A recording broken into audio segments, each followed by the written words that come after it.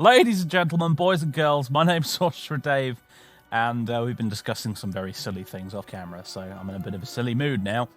But welcome back to Let's Play Kaiserreich as Japan. Oh, here's another thing, ladies and gents, for you on the stream. Here's another thing I've been doing recently, and I have some advice for you. If you're playing Kaiserreich, and you're thinking to yourself, maybe I should play as the United Baltic Duchy. They could be interesting. They're listed as an interesting country on here, after all. You know, the latest version of the mod appears to be about the United Baltic Duchy. Maybe I should play as them. Don't. Take my advice. Don't play as the United Baltic Duchy. They are... Oh, God. Please, just don't. You'll thank me. Well, you won't thank me because you won't know the horror that you're missing out on, but don't do it. Please, for the love of God, don't try and play as them. They have become my new least favorite thing in Kaiserreich.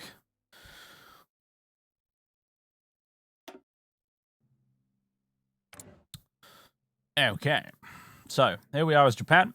We're in the process of helping Fen Tian conquer, unify China against the Chinese United Front, which is basically all these little factions here, except for Tibet. Tibet is actually on our side. There's the twist. So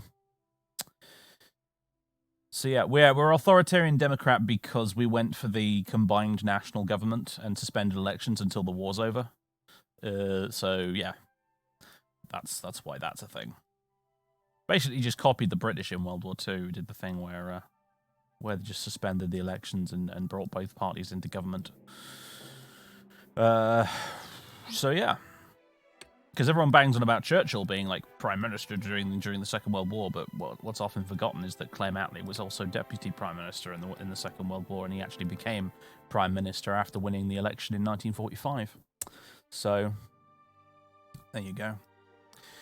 Anyway, yeah, we're playing as Japan. Where we're busy doing this whole thing in China, which I kind of wanted to avoid at the start of the campaign, but it just sort of came knocking at our door, and was unfortunately unavoidable. But on the bright side, it's going incredibly well. The Nanjing completely capitulated, and then that was followed by the Qing government completely capitulating. They're still on the map here, but as you can see, various forces have now been surrounded because they've given up their territory and stuff. It's going incredibly well, just suspiciously well, in fact. Like, it's not going to take very long, it seems, to have China well and truly under control. In fact, there will probably come a point where I just hand over the whole thing to Fen Tian and withdraw my troops entirely, because they are ruffle stomping right now over the rest of the Chinese factions. What's a deputy prime minister? I would have thought that was, like, pretty self-explanatory. It's like a vice president.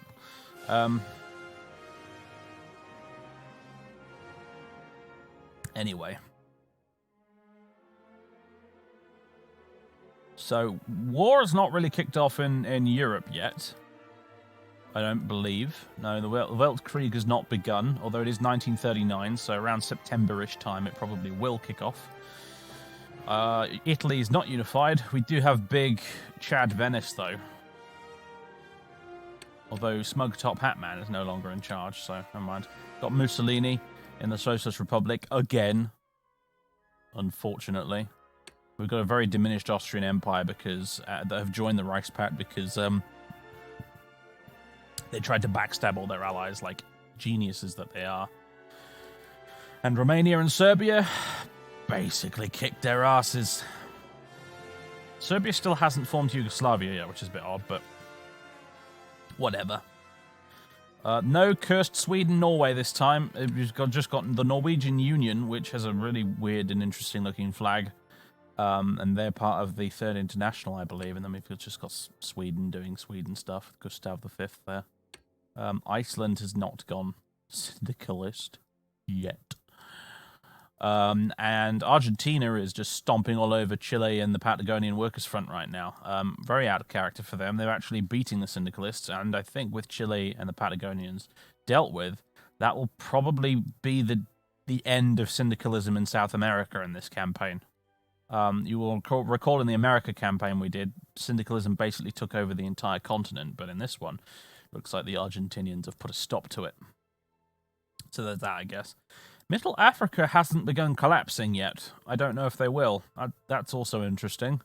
The American Civil War rages on. The combined syndicates seem to be winning quite easily, really, although it's a bit backwards and forwards. Prilano,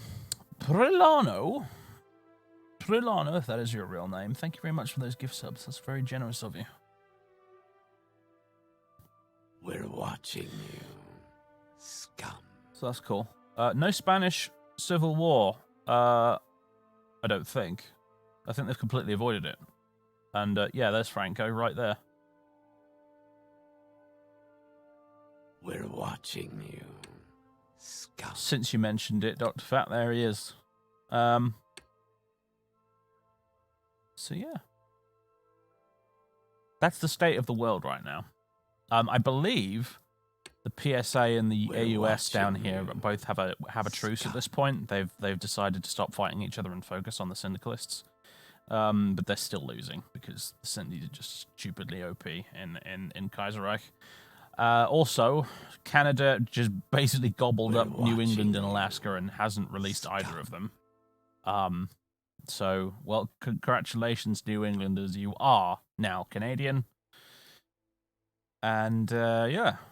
Russia has got Vladimir in charge again. So, we've got the Russian Empire yet again.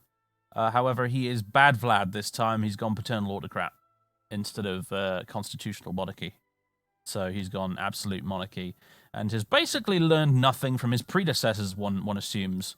Although that whole Alash order, Alash autonomy thing over here has finally been dissolved, which is good. So it's a little bit less border gore in Central Asia.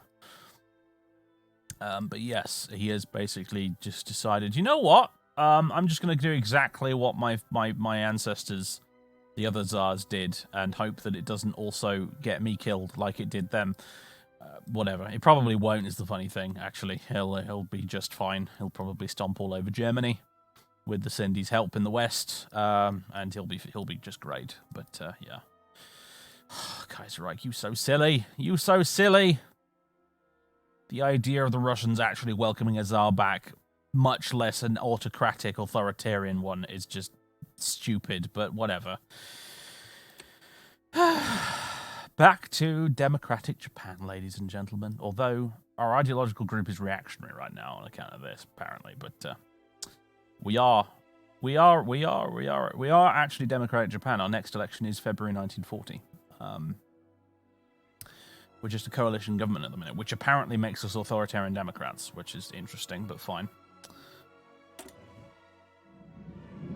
I wish the Ottomans would lose more often. Well, the problem is, I think if they lose, there's nothing for Turkey to do.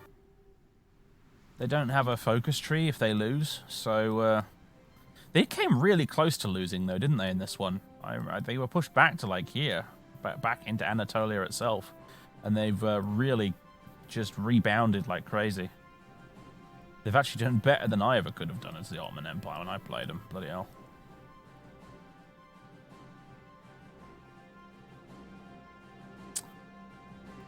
So, here's the situation in China. Let's see if we can do this whole military attaché thing.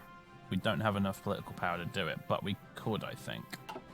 So, we'll do that later, because then I'll actually finally be able to see the rest of Feng Tian's army, so I can actually see what the front line properly looks like, because you'll see here, there's fog of war everywhere.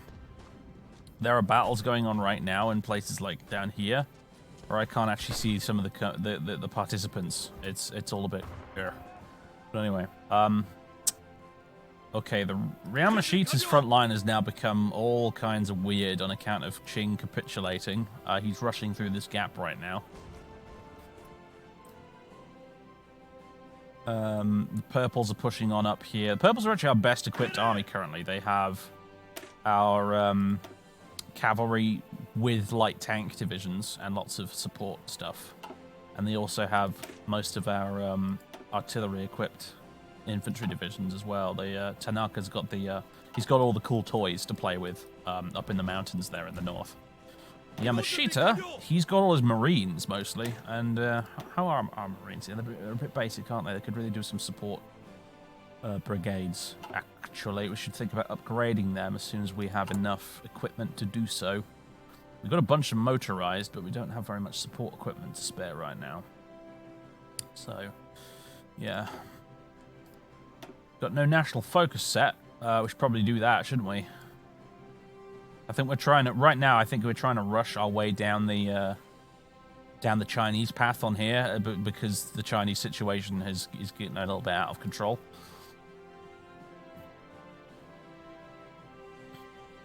I want to manually liquidate the pocket that formed. Yeah. Or at least attack them so they stay still. You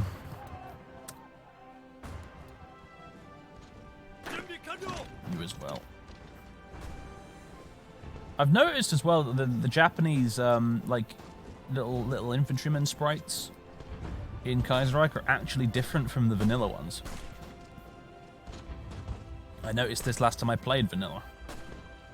As Australia, I was doing an Australian campaign, which unfortunately was a bit of a failure because I was playing Road to 56 instead of vanilla, and even though I selected historical focuses, I did not realize that Road to 56, even with historical focuses on, turns into an absolute madhouse.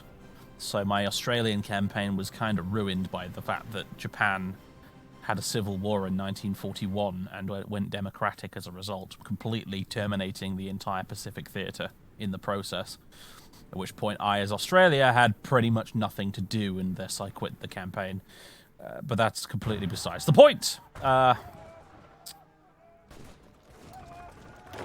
say, Mr. Cavalry Division. Oh, you're already moving to cut them off. Excellent. Well done.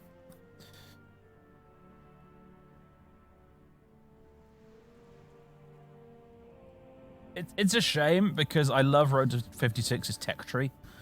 That's like kind of the main reason I played it. Their expanded focus trees and tech trees are really cool. But unfortunately, what they also do is completely unshackle the AI so it can do all sorts of mad random shit. Which is a bit of a shame.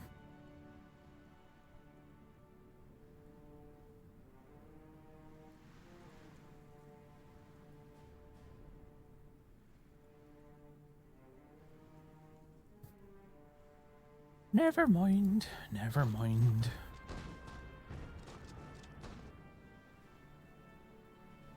So, should we pick a focus? I think that'd be a good place to start. I think we're going to go recruit collaborators here, even though it gives us a national spirit called Chinese Soldiers, which grants us non-core manpower plus 4%. This is largely useless to us because anytime you try and take territory in China, it automatically goes to Fengtian and not us. Which is, I mean, we do have a few non-core bits here and there. I don't know if Korea counts as core or not. If it doesn't, maybe that's a bit helpful. But it feels like a bit of an oversight. This, particularly since it specifically says Chinese soldiers. So whatever. However, we're going to pick it anyway because the alternative is terrifyingly bad. You gain the burn to ash strategy, which grants plus 20% ground support, which is, that's pretty cool. Division attack plus 10%, which is pretty cool. However, also resistance growth speed plus 50%. And also, and this is the worst bit, this will reduce our influence in the Fengtian government, making it easier for them to oppose us in the future. Avoid! Avoid!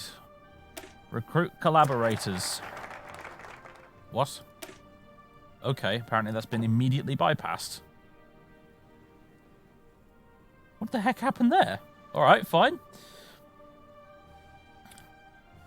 Operation Ichigo, then, in this case, I suppose. A series of decisive battles has been planned called Operation Ichigo. Ichigao? I don't know. Sounds weird. Intended to link up our various armies and crush the Chinese once and for all. We are staking a great deal on this, and if we should prove to be unsuccessful, our stability is sure to suffer as the war will seem unwinnable to the public. But we have every faith in our generals to bring victory at last. 4 Japanese soldiers. Tenoheka Banzai! What does that lead to? Fruits of loyalty. Increases our influence in the Fengtian government. Uh-huh. Uh-huh. And we gain close allies. Plant sakura trees.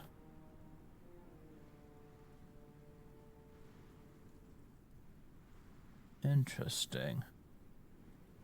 And then there's proclaimed victory over imperialism by using imperialism of our own. But wow, look at that. Political power plus 200.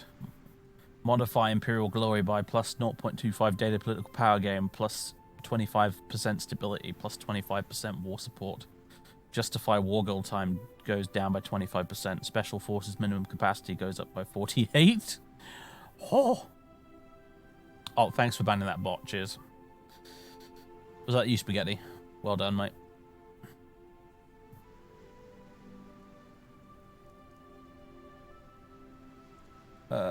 Yeah, interesting stuff down here. I suppose we should probably go for this. Unlocks decision operation Ichigo. Oh, we can bypass again, apparently. What is this? Never mind, I guess. That brings us to... right. Qing government has to be... One of the following must be true. Does not exist. Is a subject of the Empire of Japan. Mutually exclusive with plant sakura trees. I thought the Qing government didn't exist. I thought they capitulated, but I guess they've still got some territory, so... Whatever. I guess they've not been formally annexed right now, have they? I suppose. Can you read the description of plant sakura trees? I can. The blood that we have shed in China has been costly and our gains hard won. We aren't about to let some jumped-up warlord with ideas about his rights or Chinese nationalism take them from us. Our key claims in China will remain under our control and open to settlement by Japanese people, which we shall symbolize by planting cherry trees. More verse is this. The government of Zhang Zuolin has been our main ally in China for many years, and supporting him in this quest to unify China has been our goal and the reason for this war. It is therefore imperative that we turn over all land we have taken that he claims as a core part of China. So they get Kantoshu. There was owner and control of Kantoshu. Where is Kantoshu? Is it this bit, yeah? Yeah, they get what was once Port Arthur, basically. Do I really care? I mean, apparently I have a naval dockyard there. But aside from that, I feel like it's a small price to pay. Apparently they don't get Formosa, aka Taiwan, down here. So they just get that. Seems reasonable enough to me. Tokyo conference in the meantime? Yeah, might not be a bad idea. There's also more army and air force stuff we could do. Well, actually, no more army stuff we can do, but there's a bit of air force and navy stuff we can do. And we can continue going down this route here to get academic pluralism, which will give us some more research speed.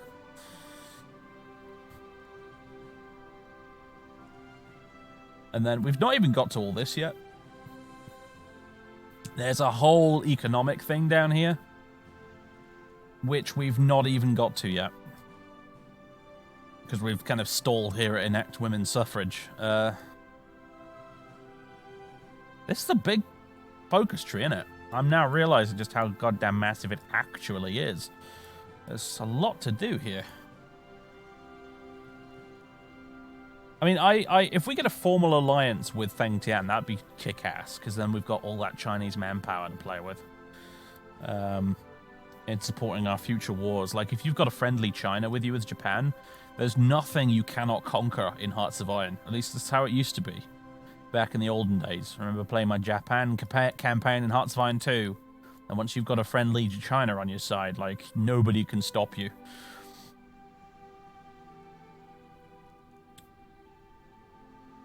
But yeah. I guess in the meantime, host the Tokyo conference? Yeah, sure. Probably better to do this sooner rather than later, maybe. Cannot be cancelled manually, yeah, because it sets an event chain off. Which probably means lots of saves made and saves coming, and I wonder what's going to happen to this lot here, because surely Zhang is going to want He's going to want the legation cities back under his boot, isn't he?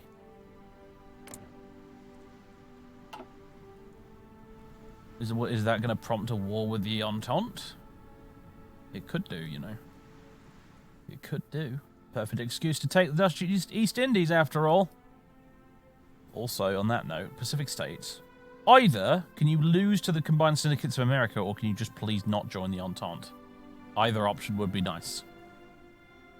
I need that Californian oil. I need it so bad. I suppose worst case scenario, I can buy Texas oil off of the CSA, I suppose, but I check the diplomacy of the PSA. What is it you're looking for?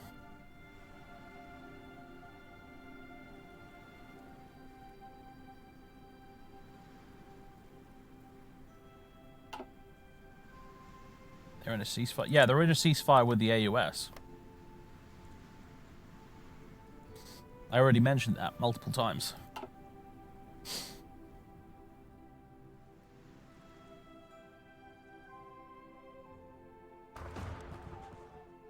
Right.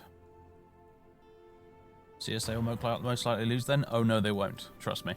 They won't. Just you watch. They won't.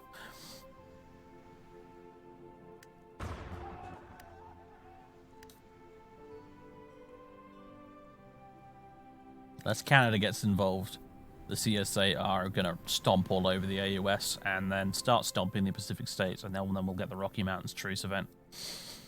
It's happened. I've seen this play out so many times now in Kaiserreich.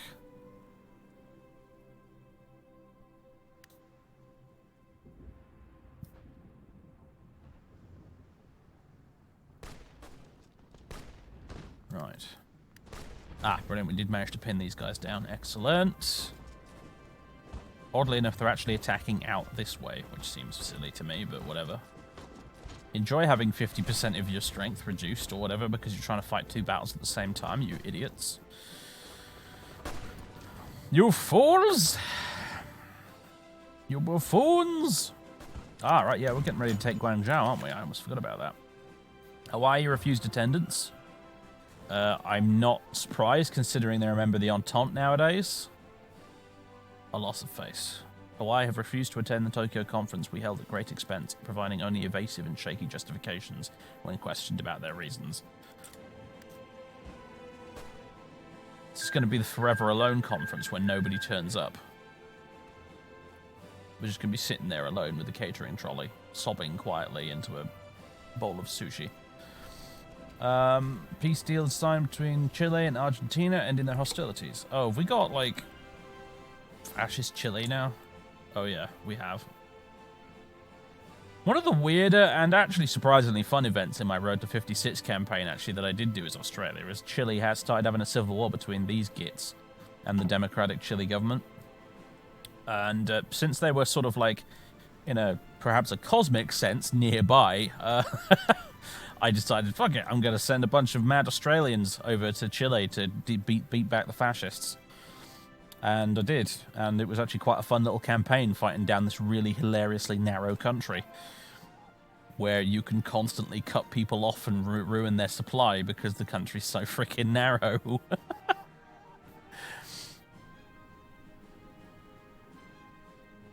Yeah, Chile's an interesting one to play as if you're able to make naval invasions. Play as, play against. Right. Imamura! Hitoshi!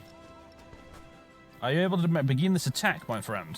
You're not quite all in position, are you, really? Yeah, you don't have much planning prep, but the Chinese are so scattered and broken at this point, I think you can probably get away with it anyway, can't you? The Kingdom of Siam attends the Tokyo conference. Brilliant. Yeah, we want to bring Siam into the fold if we can. That would be excellent. Very helpful ally against the Germans, for obvious reasons. Representatives from the Kingdom of Siam have arrived in Tokyo, and discussions are well underway. Welcome.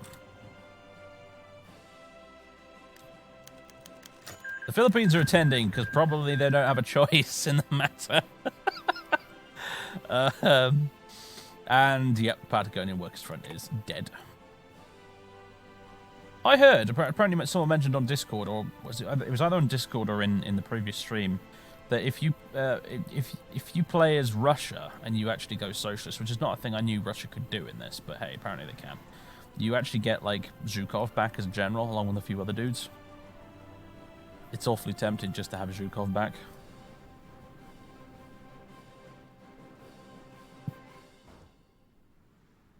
Right, Philippines 10s. Great, welcome.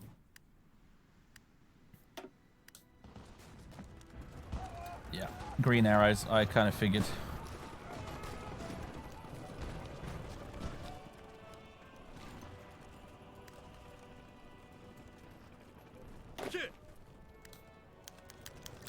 And Burma has attended as well. Now, that I didn't expect, I must admit, actually, but there it is. Yeah, they didn't go syndicalist or anything this time. Cool. Surprisingly helpful allies here, considering they border China in the west.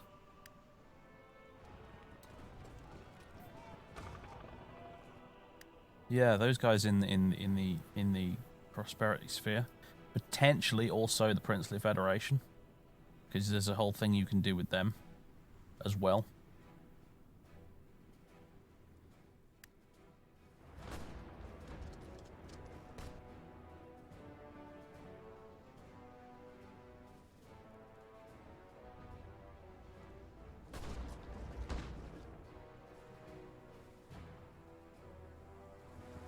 Well, not much else to do at this point other than just sit here and watch the fun, I guess. Without attrition, though. Stupid mountains. Man. I'm gonna play so much Three Kingdoms Total War when I get a better computer. Just looking at this map and thinking, yep.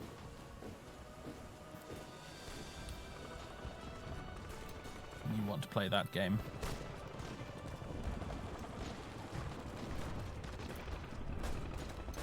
China and beyond, my friends, not just China. They'll be helping us take on the Jerrys as well. Jerrys and potentially the Entente too. In fact, if we're going to take on the Entente, we're going to need all the help we can get, honestly.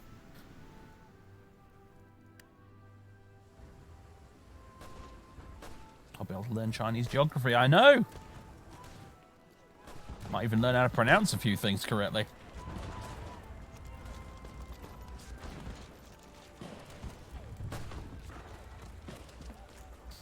Oh, old school style. Yeah, I can't bring myself to do the whole weird fantasy, crazy hero battle nonsense, I'm afraid. I'm a bit too set in my ways as an old school Total War gamer.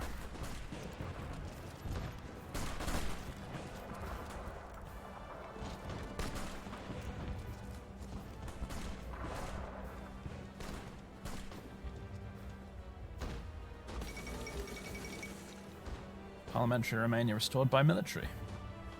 After the blood-soaked end of the power struggle between King Carol II and the legionary movement, many expected the young king to yield to the unwavering green shirts and let them continue their rule. But today, the young monarch has utterly destroyed those theories by announcing the dismissal of the legionaries from government. The king also assured the people that constitutional reform will ensue, and that the aging constitution will at last be updated. Democracy returns to Romania. Well, that's nice, isn't it?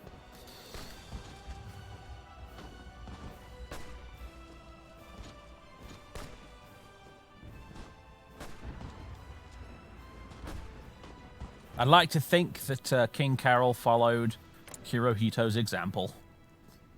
He took inspiration from us and said no to the nasty fascist men.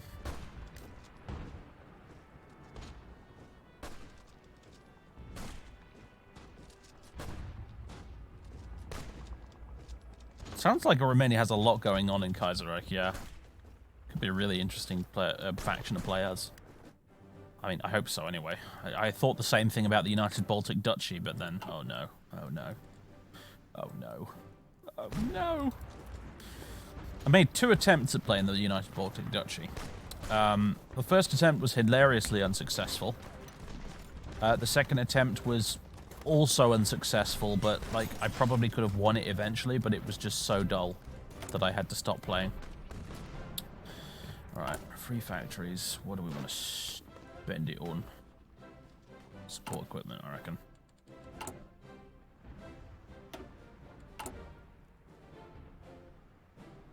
We do need more artillery, though. Whatever.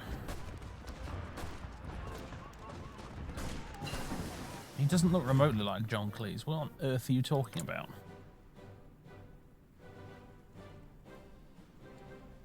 Anyway.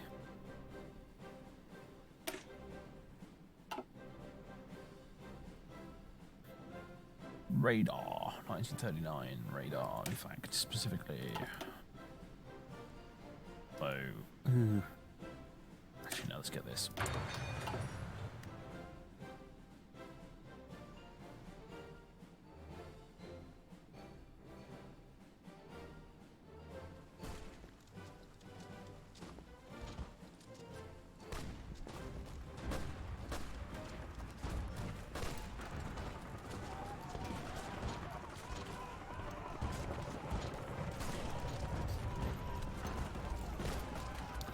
Guangzhou, you will be mine!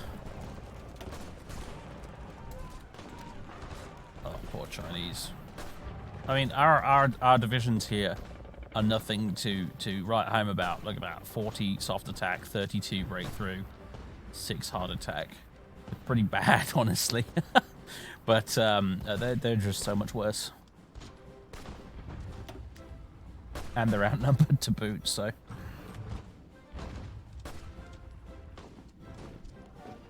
know Guangzhou better as Canton, by the way. Afraid not. Hello, Hong Kong. Oh, look! I've never seen the Legation City's troops before. They've got blue overalls on, it looks like. It's kind of odd.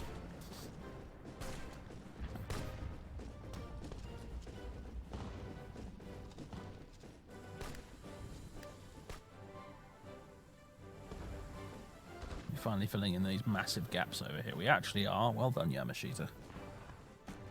My dude.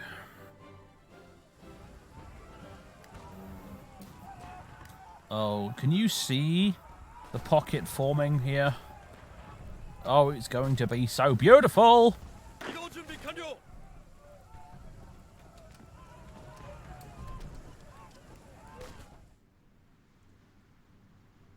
And up here as well, actually.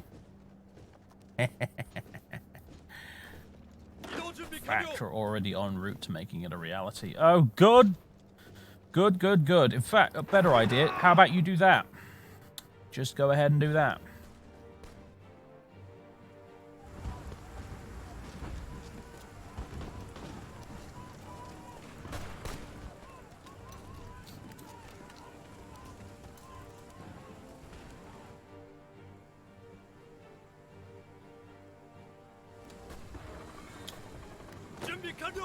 Hello, my friend. Yeah, let's just go ahead and push through here.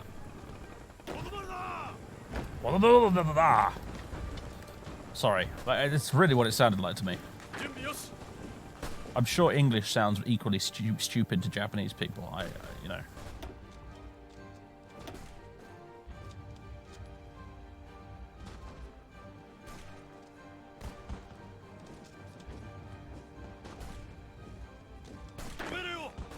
No, don't fail the attack. Right, the host Tokyo conference done. Joint condemnation of Western imperialism. The summit in Tokyo today saw its first major motion come forward, a fairly uncontroversial one that aims to have all members sign a condemnation of Western colonial exploitation of Asiatic peoples and urges the repudiation of unequal treaties. We expect it to have major support and to lead into the other major business. On the dotted line, if you would, please.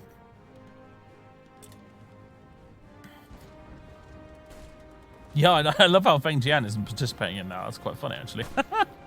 Now you mention it. Funny how they weren't involved.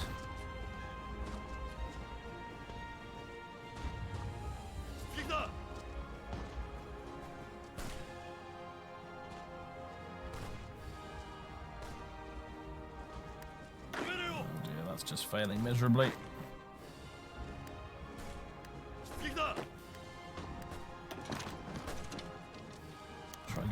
instead.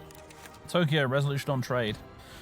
Therefore, the attendees of this conference agree that, in order to promote pan-Asian cooperation and brotherhood, treaties concerning trade should be set up and brought to the top of the national agenda in each nation with a view towards establishing a common Asian customs area and protecting the economies of Asiatic peoples from the predatory Western economic principles, which are... ...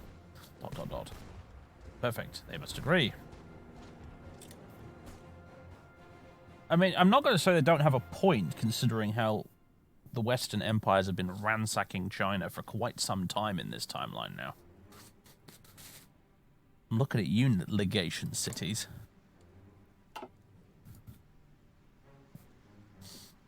It's just somewhat hypocritical that we didn't actually invite the Chinese to this conference.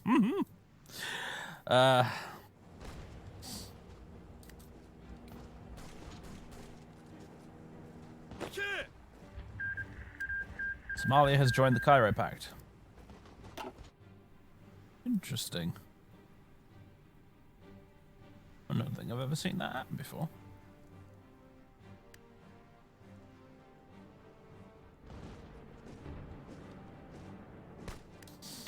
Anyway, we need to pick a new focus.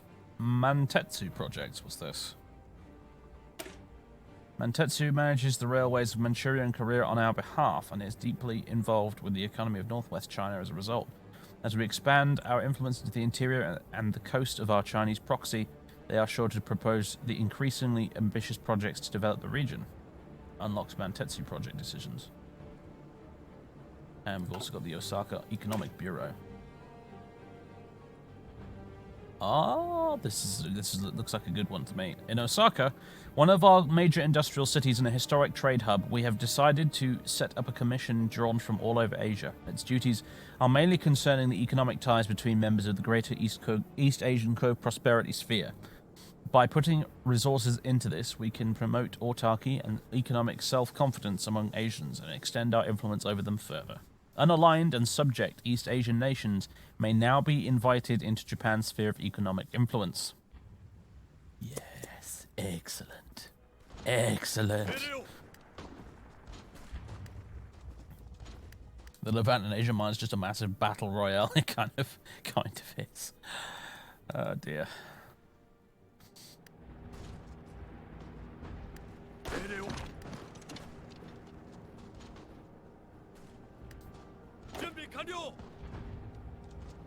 I was about to try and advance into there, and then I realised that's Portugal, isn't it? That's not. That's not these guys. That's not the Guangxi clique. That's actually Portugal, even though they're the same bloody colour.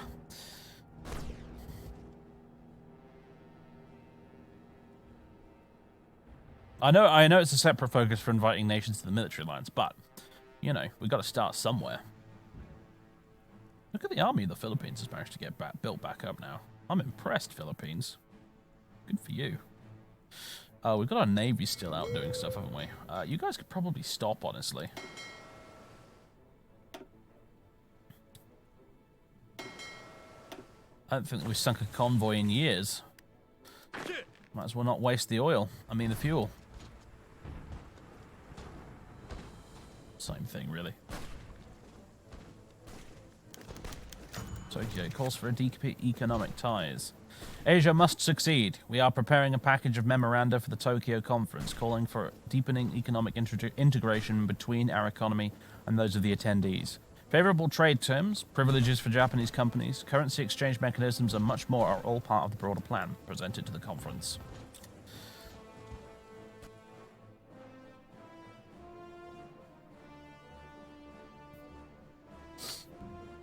Yes, that's what I was thinking. Some guy, if I send the subs and the destroyers back to port, I can probably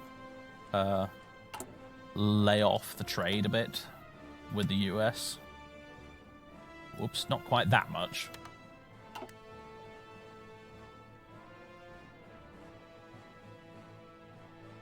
Philippines are a puppet. They are a puppet. They are a theoretically democratic puppet, even though it says they have no elections in spite of them being a democratic ideology, but fuck it, whatever. But hey. Except for the bit the Germans control. Somewhat unsightly, that. but we'll be doing something about that in the long run, I'm sure. It's March 1939. Man, the Weltkrieg is just this close to happening. It's going to be very, very soon. Europe's going to explode, and my game performance is going to tank. Can you look for casualties so far? Let's have a look-see. Looks like 545k on our side and 871k on the Chinese side. A surprisingly low casualty war, actually, considering. I know it is like 1.2 million in total, admittedly, but consider the fact that this is China. In vanilla, they would have had like 6 million casualties by this point.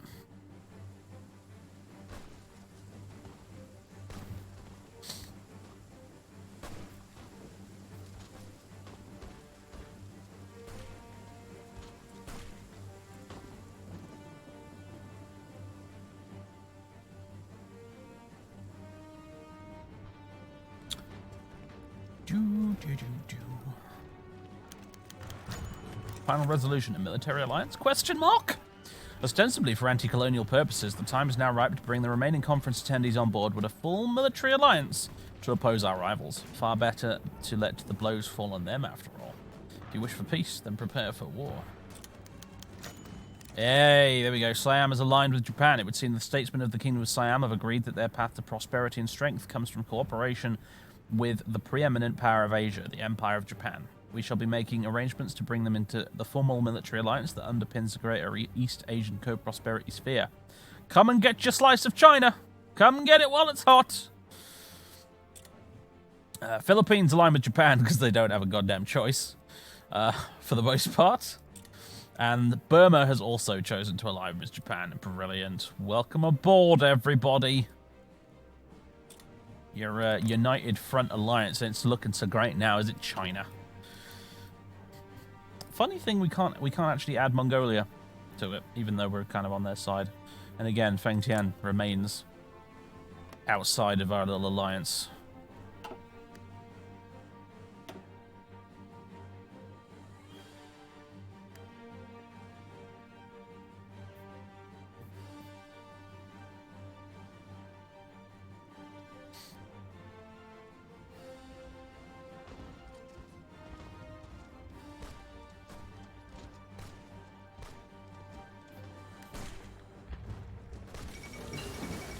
Type 35 Hargo tank is done. Nice. Australasian Guard coup. Oh, wow. Okay. Australia is going to a dark place right now. Shocking news from the Australasian Confederation as the Australasian Guard, a group of right-wing authoritarians who have long criticised the Australasian government for not going far enough in its suppression of syndicalism and who lost in their recent electoral bid by a fair margin, have seized control of the government. Led by Field Marshal Thomas Blamey, the new government immediately promised that the Australasian Confederation would do whatever it took to stamp out syndicalism within Australasia. Blamey also stated that Australasia would dedicate itself fully to the Entente Alliance as a proud and loyal member of the British Empire. Demonstrations have already broken out across the nation, and thus Australasia faces an uncertain and likely unstable future. How unexpected!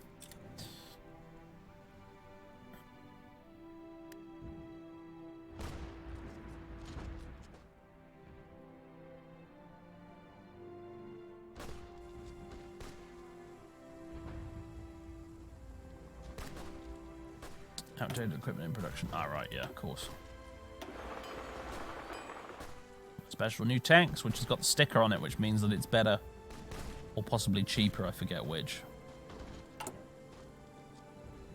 Cheaper, yeah, it's cheaper. Nice. Okay, research slot available. So...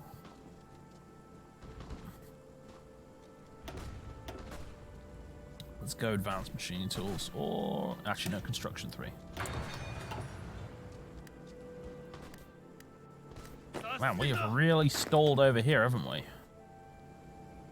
So, well, let's try and make this little corridor here slightly wider. This way. Try and get Chongqing while we're at it, maybe?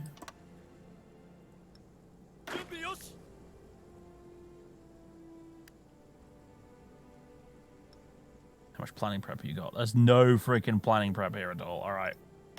Have a staff office plan and crack on with it.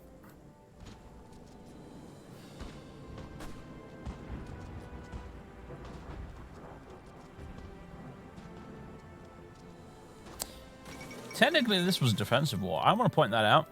Oh, King Edward's finally given up the throne. Right, that's interesting. But yeah, anyway, technically, this was defensive war. Qing actually attacked Fengtian. And because we guaranteed Fengtian's independence, we were then dragged into it.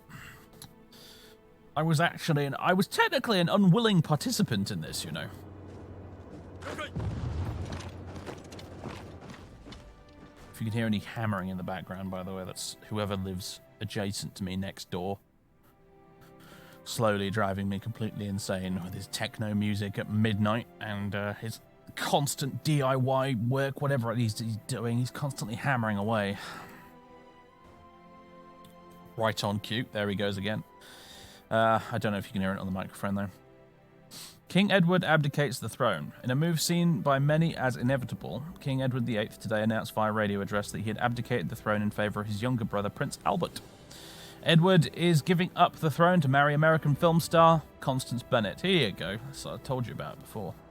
Who he met in Canada when she fled to Canada during the American Civil War. Twice divorced and currently still married, Bennett was seen as unsuitable for a king who is also the head of the Church of England, which does not permit divorcees to remarry.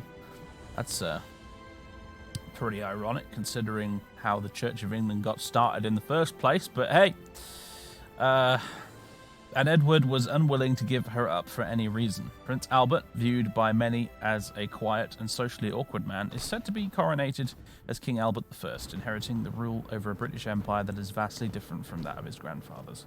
A new British king? Goodness.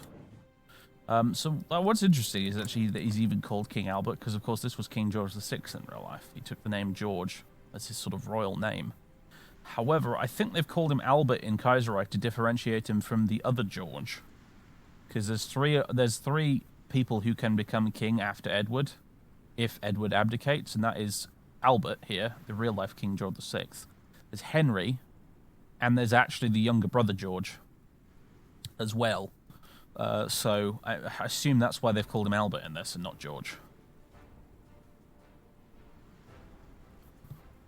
But yes, he's now king, which is great because George VI was pretty good as kings went, actually. Big improvement over his older brother, I'll say that much.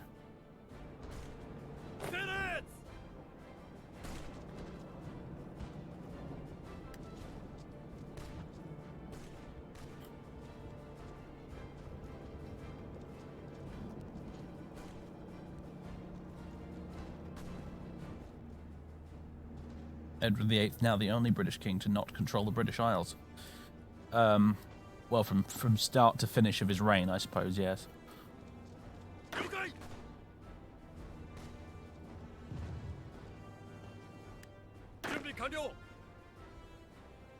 Yeah, there's the planning prep building up nicely. Saudi Arabia has capitulated to the Ottomans.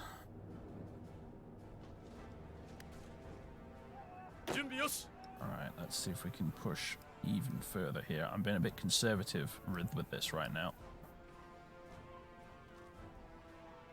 More than I probably need to be.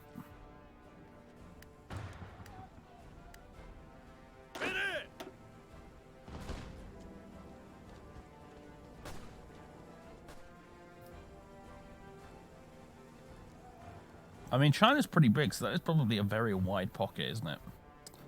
I mean, it looks very small on the screen right now, but that's probably huge.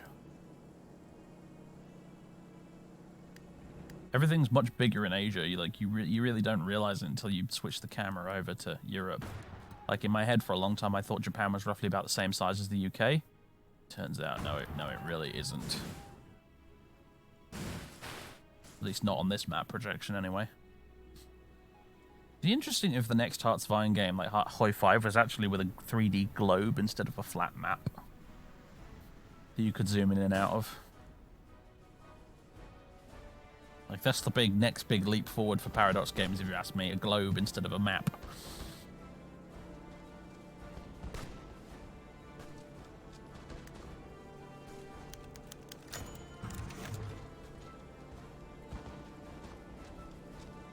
The Busan Negotiations. The liberalization of our government was completed. The Koreans also demand reforms on their current situation. Korean leaders and social elites have proposed a possible meeting at Busan to negotiate about the future of Korea and the Japanese Empire. Accept the proposal. Let's see what they have to offer. I feel like this could be leading us down a dangerous path here.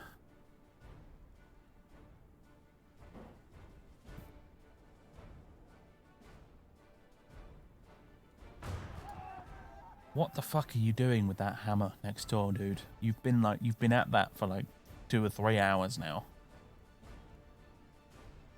God's sake. You refuse, it leads to civil war. Let's not refuse then.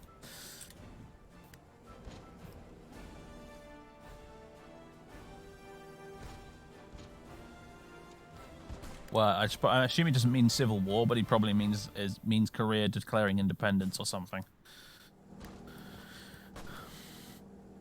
Korea revolt, yeah, there you go. Not really civil war.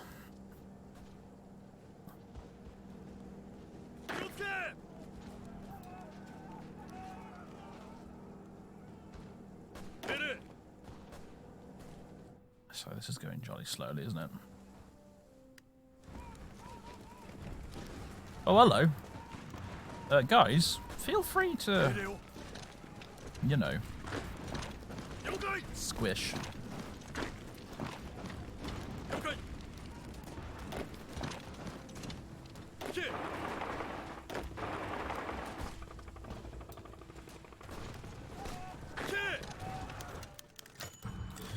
Japanization policies. Currently, we are applying a Japanization policy on our subjects in the Korean Peninsula, hoping to integrate them one day into the Japanese society.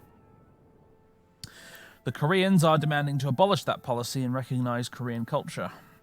Insist on Japanization efforts. Recognize Korean culture. This is like save the game territory, isn't it, really?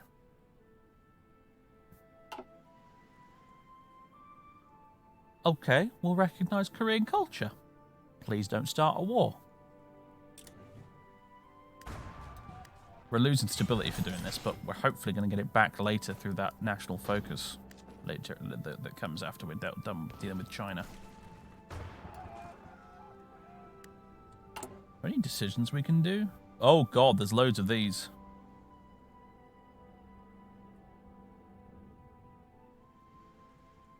I think I might have missed a few of these, you know.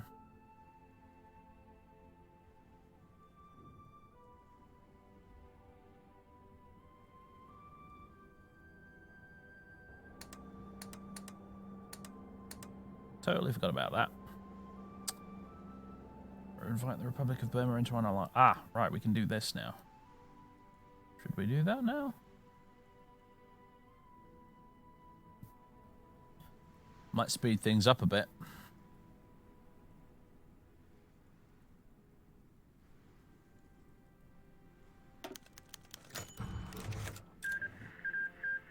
Brilliant. Brilliant.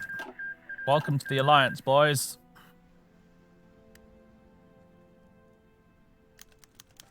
Status of Korea in the Empire. Now we have accepted to recognize Korean culture. The Koreans are asking for more autonomy.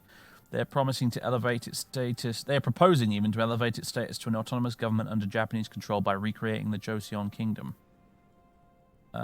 Establish a friendly Korean regime under Yoon. Korea is an inseparable part of the Japanese Empire. Oh boy.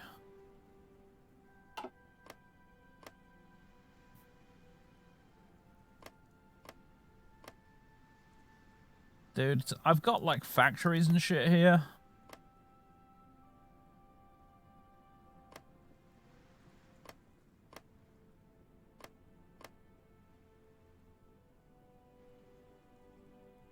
I am spending manpower garrison in Korea because they aren't a core. Oh, I suppose that's true, yeah.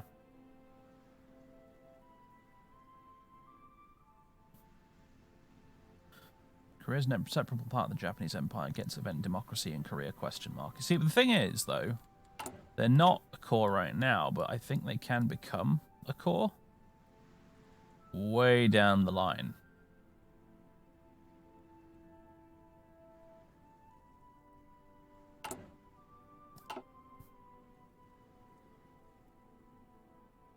So we lose 100 political power. Republic of Korea becomes a thing. Or there's that.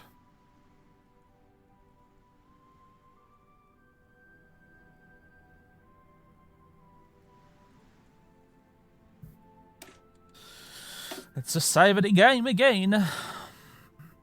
Alright, fine. Busan Treaty. A treaty was signed in Busan today, re-establishing the Joseon Kingdom after it was annexed into Japan in 1910. This historic occasion is the culmination of the struggle for millions for recognition of their country as a victim of imperialism and now as a sovereign nation. Hundreds of thousands of Koreans flock to the streets to celebrate their independence.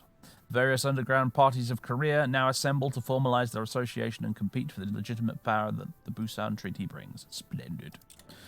See, we're not hypocrites at all. We released Korea. Shut up, international community.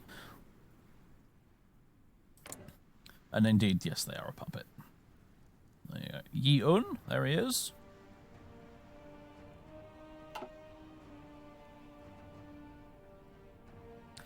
See how we get on, eh?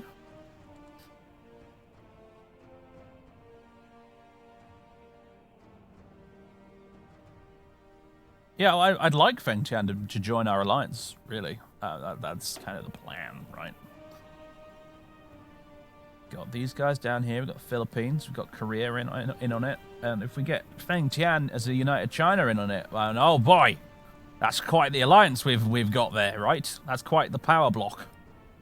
And then maybe even India later on, too.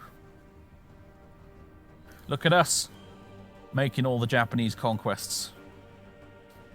But, like, diplomatically and shit. Except for China, I suppose.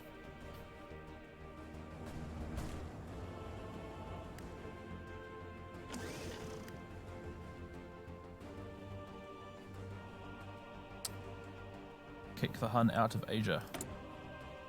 I suppose that's the one thing we have lost.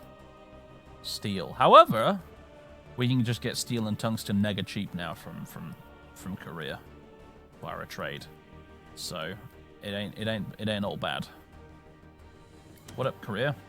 Can I have 30 steel for one factory? Thanks very much.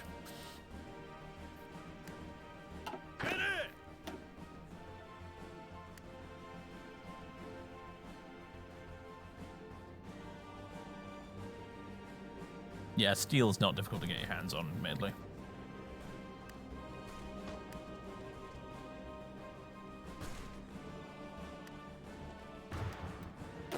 You're really dragging your feet down here, Imamura.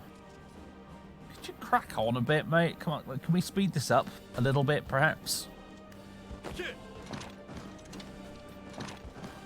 Although, no, you do that. And you support attack just to make it even easier. There we go. Beautiful. What do you set to? You're not set to cautious, are you? No, he's balanced, but yeah. I probably could just set him to aggressive. And I think we'll do that, yeah.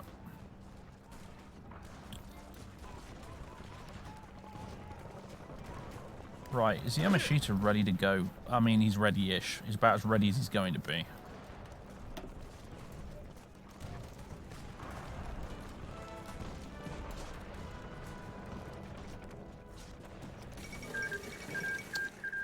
Oh, looks like Italy's doing its whole reunification thing. Venice is no more. And now they're focusing on the two Sicilies. Mussolini, will you be a dramatic failure in this campaign too? We have yet to see.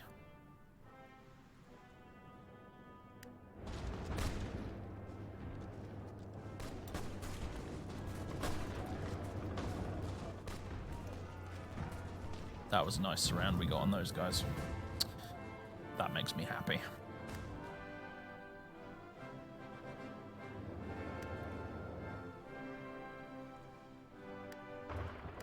Are you guys actually involved in the war right now, or do we have to call you to arms? Yeah, you're not actually involved.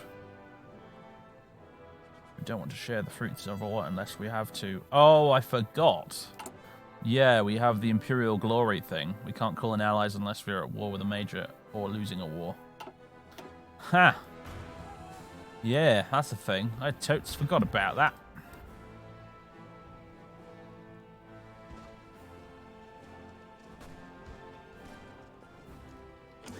What's happening with the Ottomans? They're winning. It's taken them a while, but they're winning.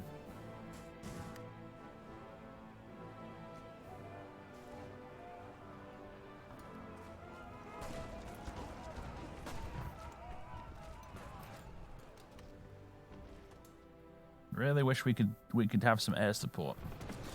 That would be sweet. Apparently we have air superiority all around here, but it's purely Feng Tian's air force that's doing this, because I can't land my planes in any of these places. Because Feng Tian's not technically an ally, and it's really dumb.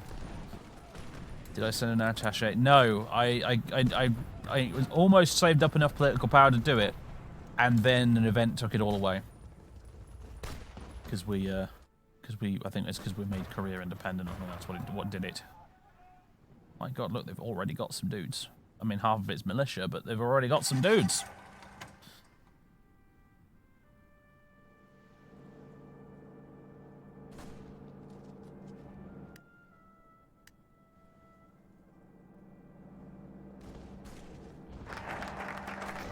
The Osaka Economic Bureau is done.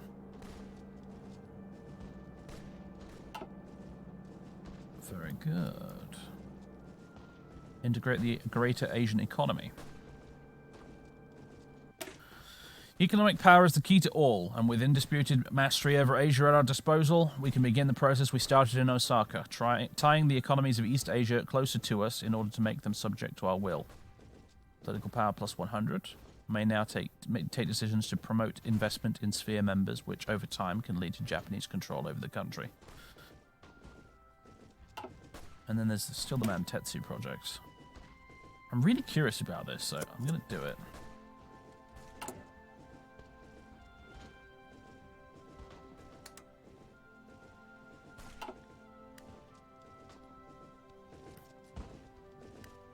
Yeah, it does look like they're evacuating the pocket, doesn't it? Which is a bit of a shame.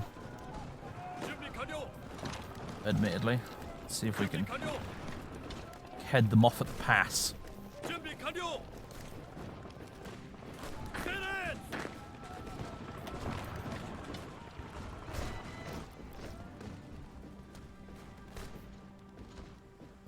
You don't often see the AI actually try and do that, do you? Really? That's a surprisingly smart move from the AI trying to get out of that pocket there.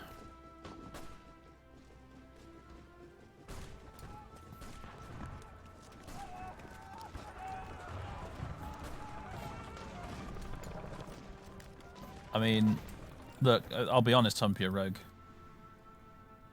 Like, brutally honest for a minute here. This shit here, it's not like this isn't what America does in real life. So, I know that's a prime slice of whataboutery there, but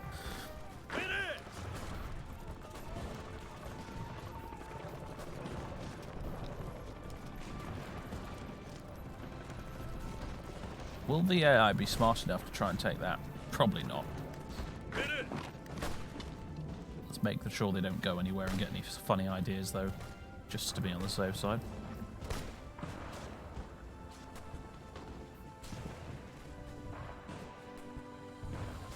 We'll still get a little bit of a pocket here, it looks like, just not quite as dramatic as we thought it was going to be.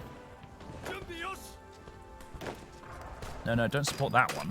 Support this one. That's the important one.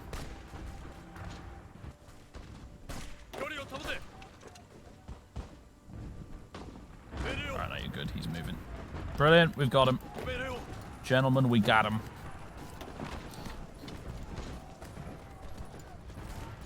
Let's hotkey for support attack. Control right click on the battle arrow. Really useful shortcut.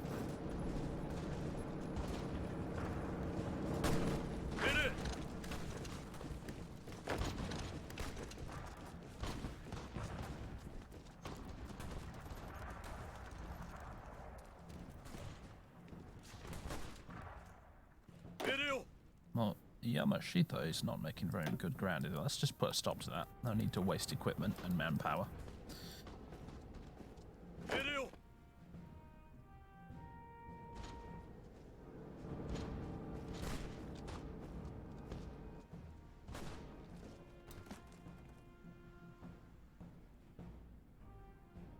His plan also has the pocket. Yeah, I know. I get why it's failing.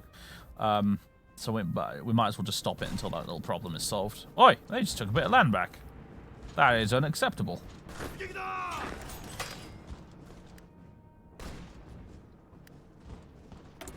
3 military factories. Oh, no, not cancel. Good God, that was a hell of a misclick almost there. Thank goodness there's a prompt for that one. You guys are heading off to China. Congrats. Oh, independent Korea. It's giving me the warm fuzzies. Speaking of Korea, this is only tangentially related, but I don't know if any of you have seen Kingdom on Netflix, because if you haven't seen it, you really should. Just make sure you watch it with subtitles instead of the dubs. Yeah, Kingdom is really good. Korean cinema, just in general, is super underrated, to be honest. I've seen a lot of really good Korean films over the years. Of course, Kingdom's a TV series, but, you know, it's a very high budget kind of, you know, HBO style thing. Yeah, seriously, give Kingdom a watch. You won't regret it. It's really good.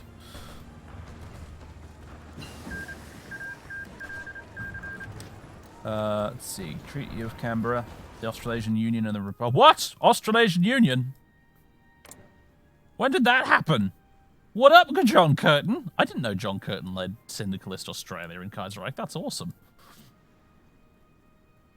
You've crossed back over from me Civ 6 game, mate. You're back in Kaiserreich. How you doing?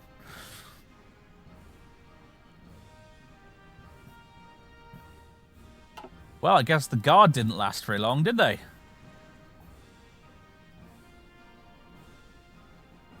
Depth charge thrower is done.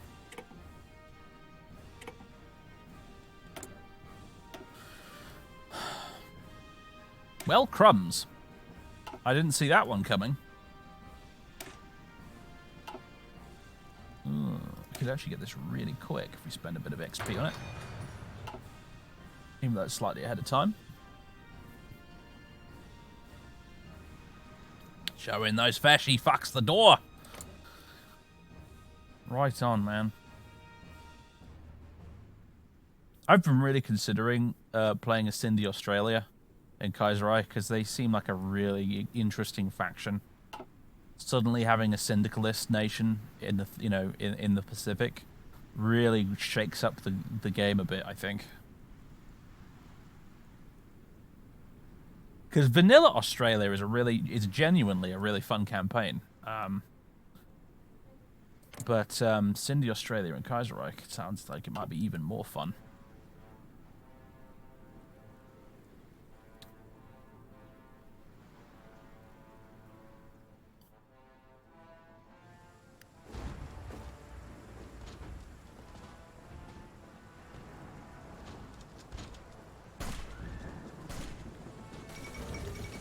Second Melbourne Uprising. Here we go.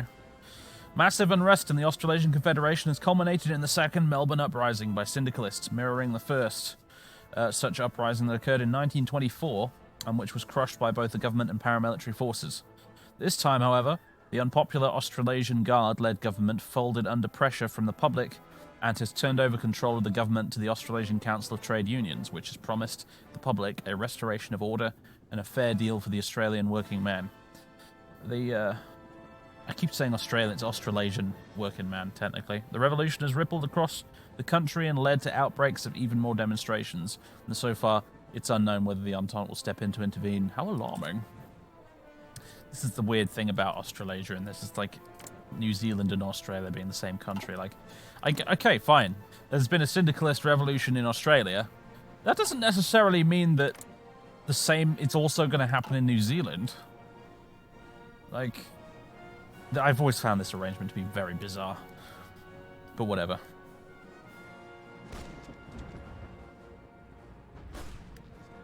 I know that, yeah, I know they can revolt and go independent if they don't like what's happening on the mainland. I know that can happen at the very least, but like as it stands right now, they're both part of this syndicalist country, which is pretty peculiar. Yeah, wait for it, ... Yeah, I suppose you're right. I know, I've seen it happen when... The only time I've seen it happen so far is when the Australia First guys get in Australia. Then New Zealand decides they've had enough of that nonsense. I guess it probably happens in this case too. Then in that case.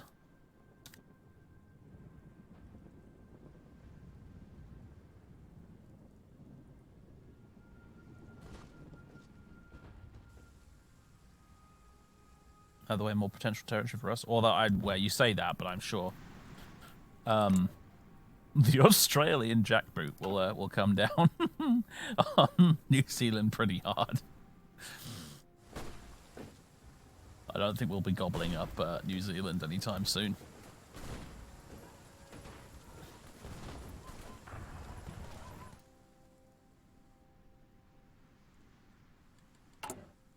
We have decisions. Oh, hello. Hello.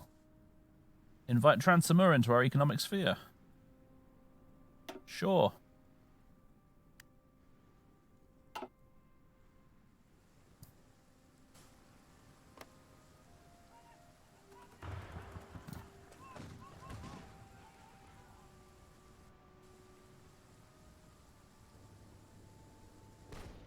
If it was a tag limit in Hearts of Iron 2 thing, then that's fair enough, I get it.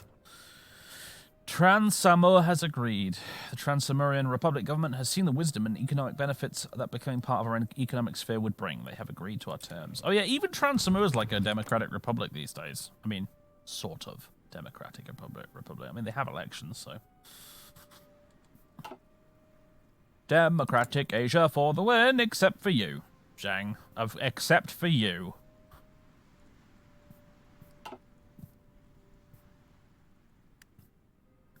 Yes, and technically Korea, but shut up.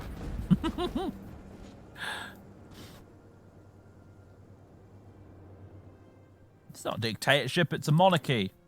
It's like a dictatorship, only it's slightly more palatable to some people. It's not tyranny, it's tradition, okay?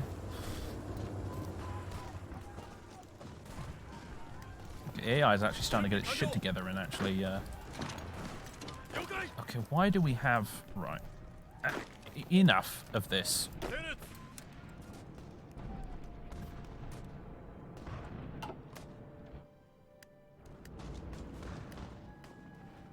Like, half the greens are up here now. Like, it's ridiculous.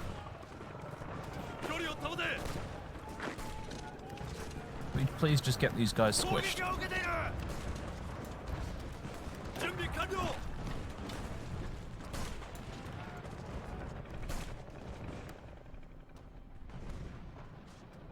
So that a semblance of normality can resume.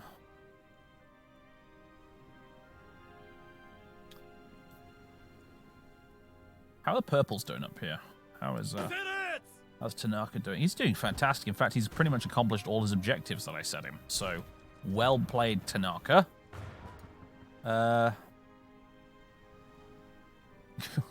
Qing's just migrating north to Mongolia right now. Okay.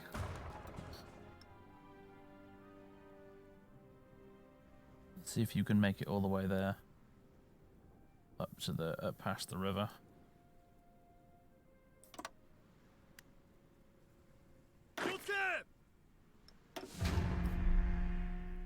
That planning prep going. I only just discovered the other day that you can do this, by the way.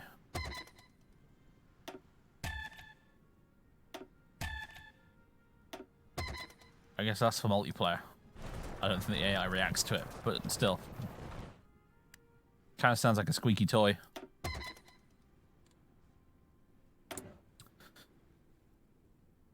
Let's have a look at our logistics here. All right, we're in the green for everything when it comes to balance anyway, which is good. Producing, it feels like way more motorized than we really need to, but that's not so bad, really. it does pay to have a motorized stockpile because a lot of the, even if you're not making motorized divisions, a ton of the support brigades require motorized equipment. So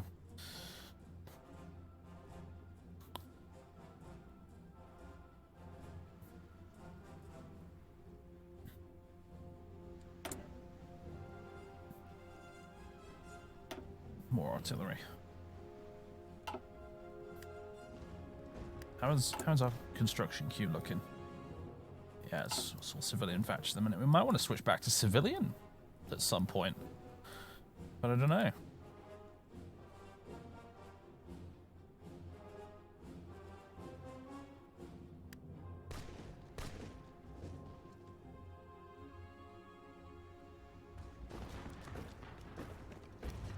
Hurry up and collapse, please.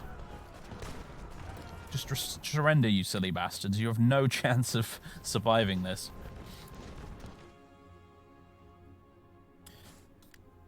Oh, yes, you're right. I can invite more people.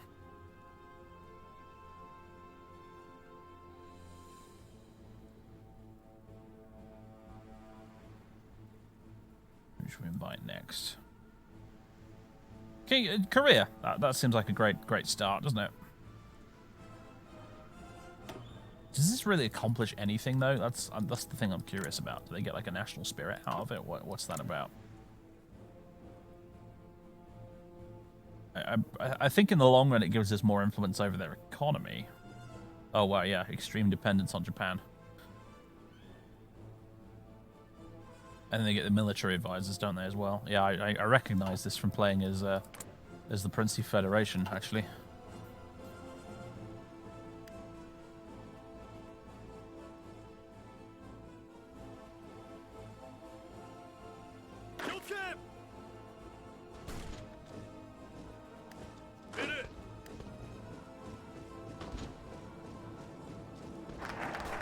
Mantetsu projects are done. Right.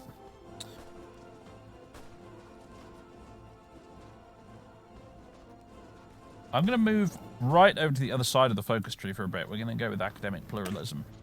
Pluralism is a central part of any democracy. By encouraging pluralism in our academic institutions, we can improve our research and education. Which will give us a national spirit called Democracy, Education and Science, which grants research speed plus 5%. The Joseon Kingdom has agreed. Brilliant.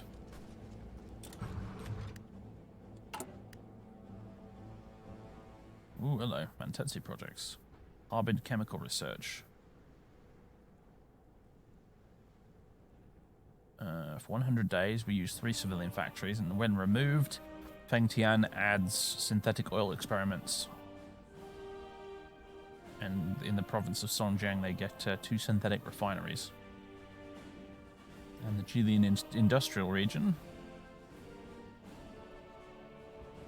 Man, that's an expensive one to do. Japanese co-prosperity sphere. Right, who do we want to invite next? Let's invite Siam. No, let's invite the Philippines, just to be polite.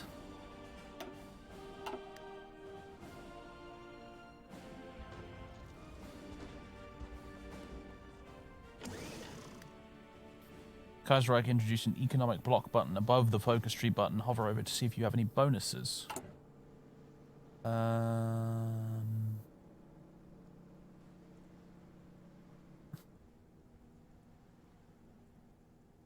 Looking for it. I'm looking for it. In the diplomacy oh, right, okay. Leader of the East Asian co-prosperity sphere. Consumer goods factories minus 0.4. Factory output and dockyard output up a little bit as well. Oh, cool. What do you guys get? Member of it. Plus 20% construction speed.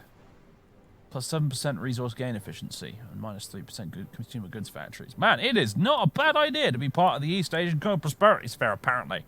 Wow. Plus 30% construction speed. We're going to get you guys up to speed with the rest of us in no time with that bonus. Jesus Christ.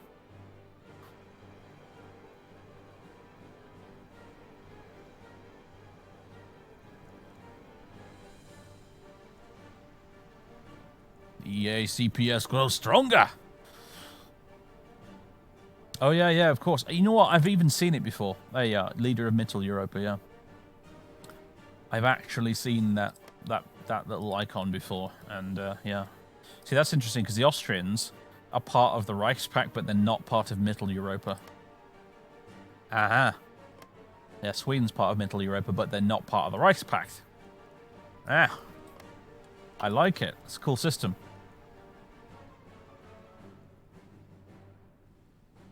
The rising tide lifts all boats. Humpio Rogue. Should have said that in my wise oracle voice, really. Rising tide lift all boats. There you go.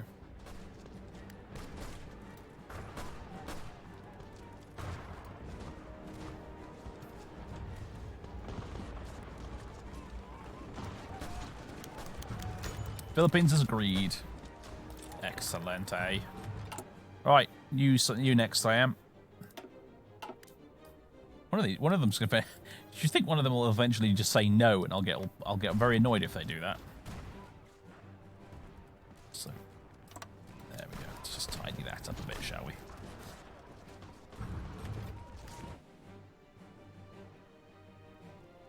Fengtian are gonna be so strong after this. If they join the EACPS, they're gonna be mega strong. Yeah. Imagine United Fengtian China with a 30% construction bonus. Oh!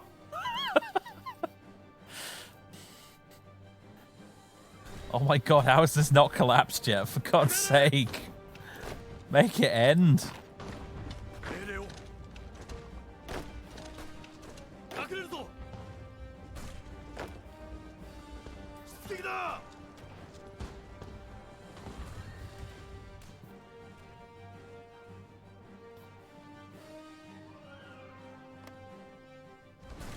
What's going on down here? Doing well, actually, down here. Alright, probably about time to send, what's his name? Tanaka off to conquer the frickin' steppe over here in the middle of nowhere. The Kingdom of Siam has agreed.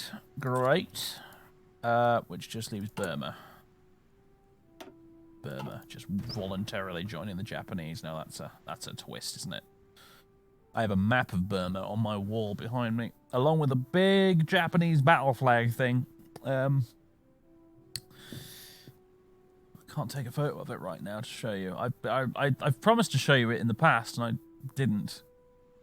One of these days, promise. For the next Japan stream we do, I'll take a photo so you can see it. But I got a big silk map of Burma on the wall, which was my grandfather's when he actually fought in Burma against the Japanese. That's where he also got the flag from, too.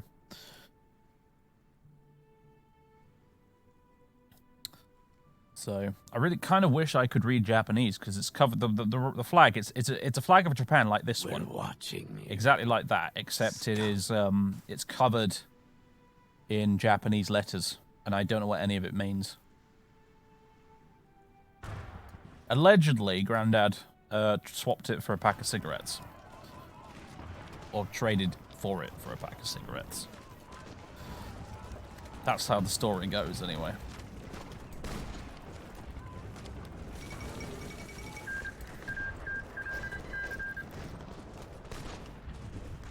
Oh, okay. Looks like the Ottomans finally got their little situation under control. Yeah. Ottoman blob. Look, they even took out the Somalians as well. Holy crap. Yeah, that's pretty massive. But this will all get released as puppets pretty soon, I think. They don't try and keep it all annexed.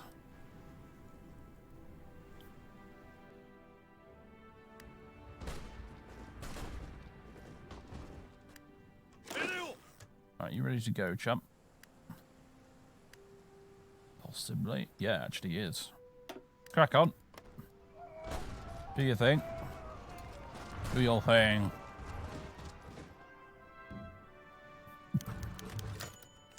Burma has agreed. Also, what the fuck, Feng Tian? Really? Guys, really? You let this happen?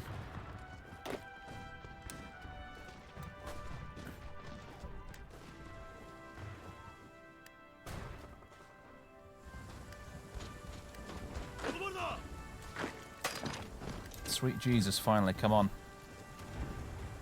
Let's deal with this so we can send all our troops back to the front properly.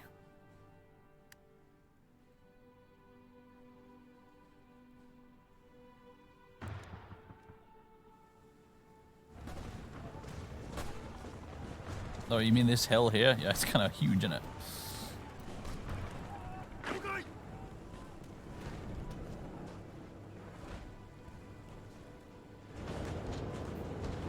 Still only May 1939, and look what we've accomplished. Wow. More military factories are now free. And looks like we're short on infantry equipment again, so let's just go ahead and make some more.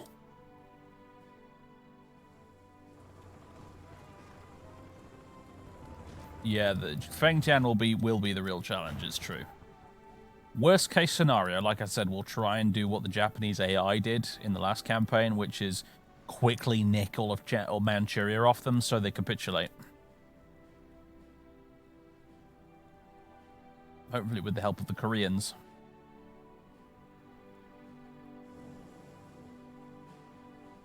Don't know why Japan had such a hard time conquering China's easy. Well, yes, I suppose. If you have the help of a large Chinese faction as it is. And also if fucking Kaiser Willy over there has spent the last 20 years ransacking the poor country of everything it's worth and just generally doing tons of damage down there, that also makes the whole rotten structure come crashing down much faster.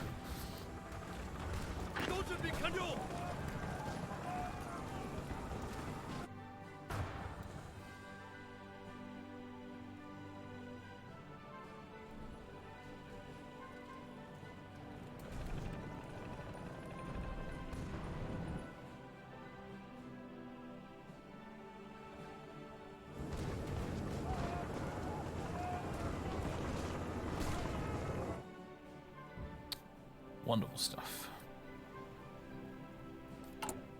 Any important decisions left? War propaganda against Xinjiang clique.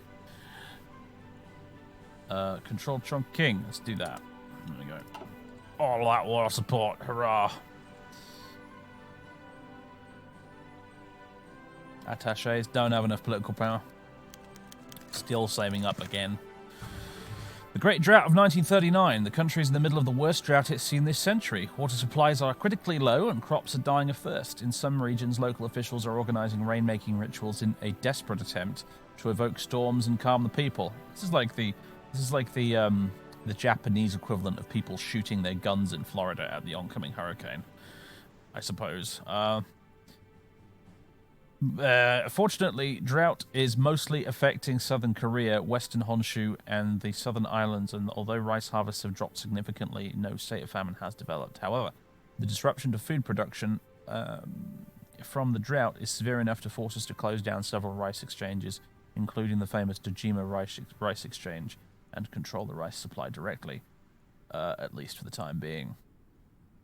The rice must flow. Right, we got no one starving yet, it says, but we get National Spirit, the Great Drought, which grants less daily political power gain and even less stability. That's a bit shit, actually. It's not very good. I'm not sure I really like that. Stupid Mother Nature. What are you like, eh? 99, come on! There it is. Except... What? I'm not actually sure what happened there, but I'm annoyed about it all the same.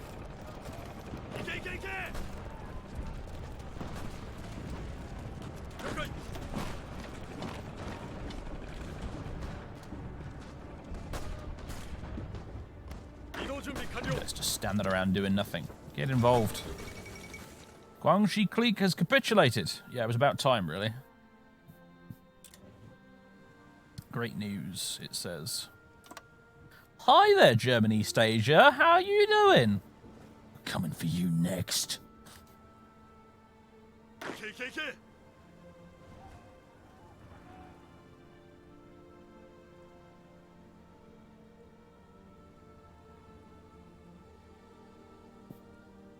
Random question. It does look like a random, very random question to me. But who's an actor you really like for their skills and want to see knighted? No, I don't. Knighthood rubbish is a load of, well, rubbish. But I'll tell you an actor I do like. There's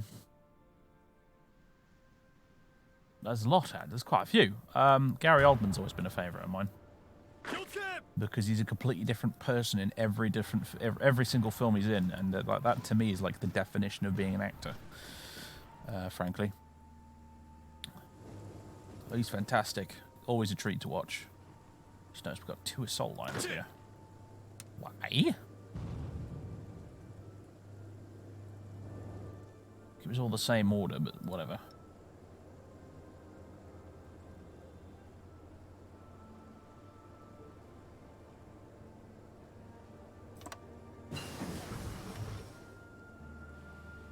Grand assault is finished.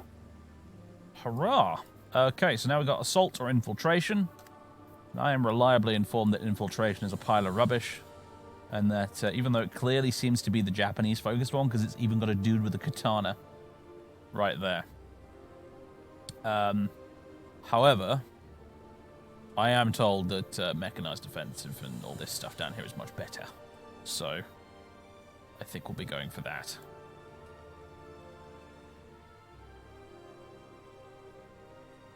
Motorized, armored car, mechanized, Amtrak organization all goes up. Enables blitz and elastic defense. Just want to check.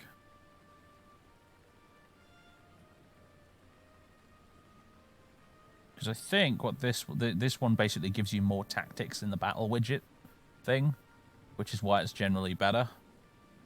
I'm just double checking because as I said, I did play Road to 56 recently, and Road to 56 I think does actually rebalance this so that infiltration assault isn't rubbish. But yeah, am I planning a potential mechanization of the army? I think it would be a good idea considering we're a low manpower country, so we might as well take the manpower we've got and put it in nice mechanized boxes on wheels. That seems like a good idea to me. Don't know what you think, but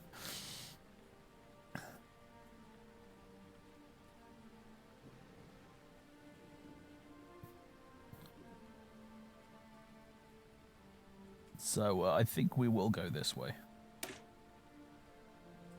Spend some of that massive pile of army experience we've got.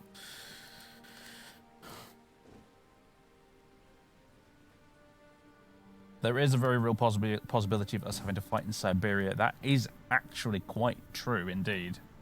Now you mention it. And yeah, look! The Qing have actually migrated to Mongolia, look. Oh dear. What silliness.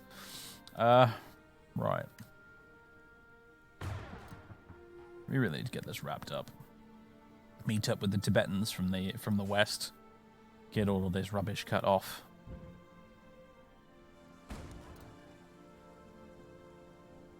What's going on? It's this random little bit of Fengtian territory that's encircled here that's causing the problem, isn't it? How about we relieve them? I didn't think there was anyone left here, but it looks like they are. Because these Qing guys are actually attacking. So we might as well relieve them, I suppose. You know, might as well. Just rescue the poor bastards who are encircled. Yeah, might as well.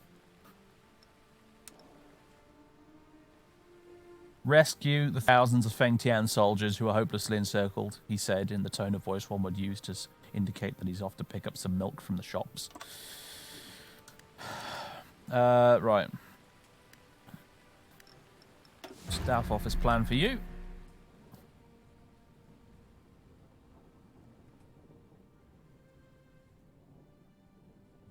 Hirohito hides in his metal boxes. The coward, the fool!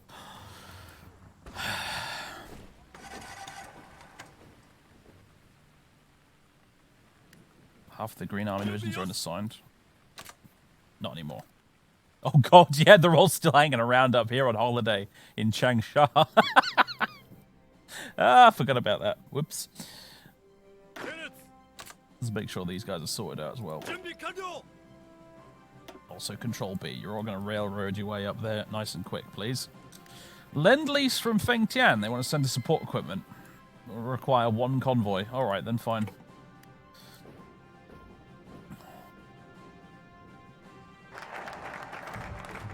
academic pluralism. He's done. Constitutional education. By introducing a new curriculum to the public school system that includes democratic theory and principles, we will raise a new generation of Japanese youth who will enshrine the ideas of humanism and democracy.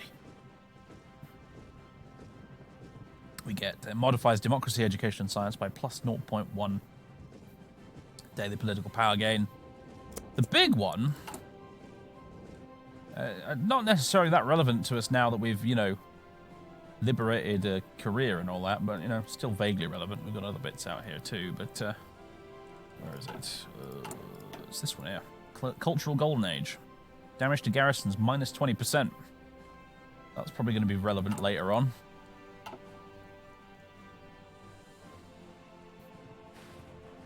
We're gonna march on into German East Asia and give everybody free copies of Kurosawa movies to watch, and they're gonna love it.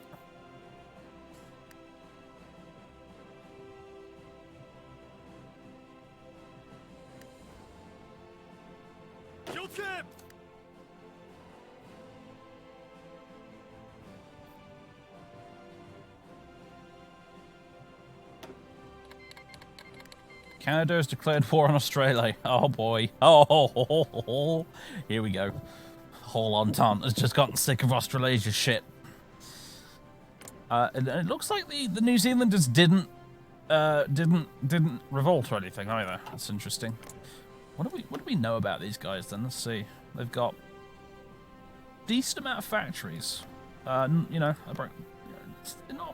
for Australia. That's pretty good, 7 dockyards. Oh god, that's a tiny army. Oh dear, I can only hope that intel is wildly inaccurate. They have a very nice navy though, much better than what vanilla Australia has. Because wow, 2 to 6 battleships, a carrier, bunch of destroyers, cruisers, escort cruisers, submarines. All right. If they're smart, they can keep the Entente from invading them.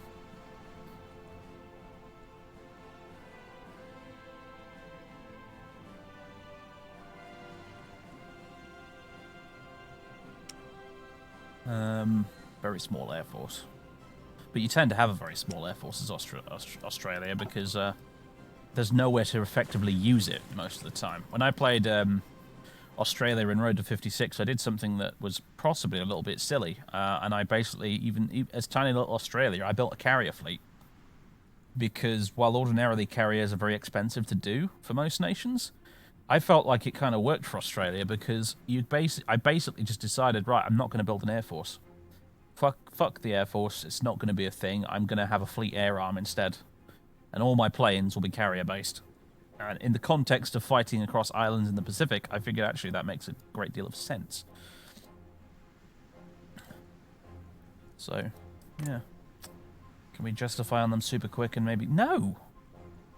No. Not at all. I want a syndicalist Australia down in the south here, making life difficult for the Entente. I want that. And manual justifications take frickin' ages, yeah, absolutely.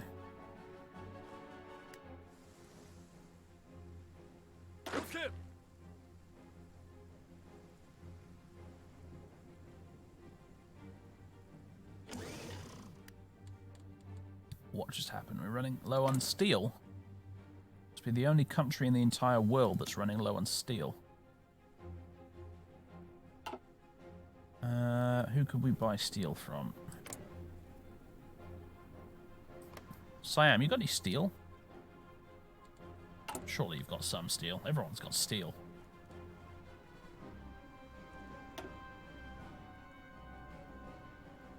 There they are. Although I'm not getting it at an awesome price because, obviously I'm not, you're not a puppet, you're just an ally. However, actually no, for the foreseeable future, let's keep trading with Russia. Maybe actually, what about Transamur? Transamur. They're all about the chromium. No steel for them. Alright, never mind. Russia, I require more steel. Thank you. It's just easier to protect convoys from Russia than it is to protect convoys from Siam in the long run, you know what I mean? So... Nationalist Chile honestly doesn't have that awful of a flag. I mean, it's an icky fascist flag. It's a bit like complimenting the swastika, but okay.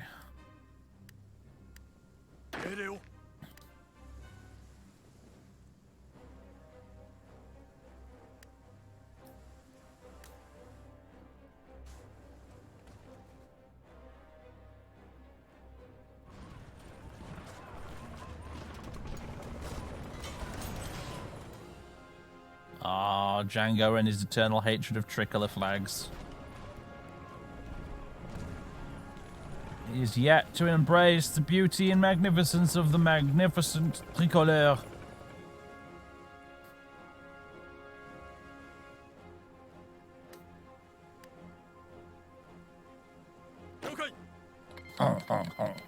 Etc., etc. One of my chief goals when we play as the Commune of France will to be expand the wonderful tricolour colour scheme for flags across the world. Getting rid of this hideous shit here. Ugh, what is even this going on with this flag? It's like we put a flag in our flag because we think that's cool, but actually it looks really stupid. Fucking Germany. Germany. Now that's a history of terrible flags right there, if you ask me.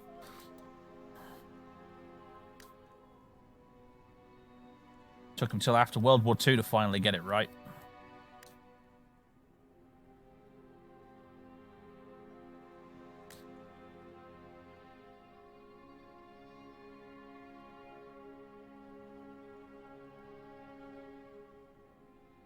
Glorious Japanese flag with two colours and only one symbol. I guess the job done, doesn't it? It does. It gets the job done. It's very simple, and it's very symbolic as well. It's the rising sun. You know, it works. Credit where it's due, Japan. You did a good flag there.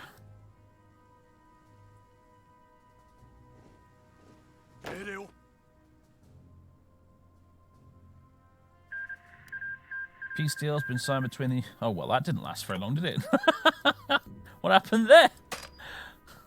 Sorry, I need to unselect you, don't I? The Entente basically just... Did they send out the declaration of war by mistake? Did old Albert walk into the office one morning and say, right, what's going on then? We've declared war on Australasia, sir, Your Majesty. And he's, what? You've done what? Cancel the messages then. I'm sorry, I'm sorry, Your Majesty. They've already gone out. Well, send more messages cancelling it out.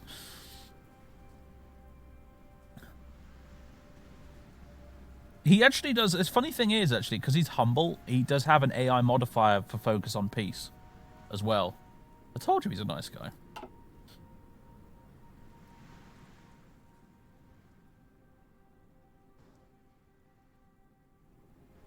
CSA's losing ground. By jingo, they are, aren't they?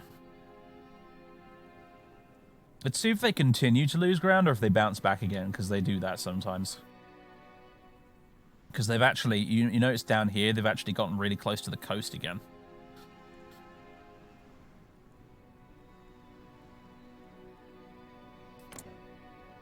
Hopefully, I think our boosting of the PSA has helped them out a fair bit, though. Because we sent them Lend-Lease for ages, and I think we technically still are sending them Lend-Lease. It's just very small. Oh, maybe not, actually. Oh, no, that's request. No, modify here. We're still sending them 5% of our Arisaki production every month. We can basically only hope, though, that they decide to go with us and not with the Entente. And over that, I have basically no control, I don't think.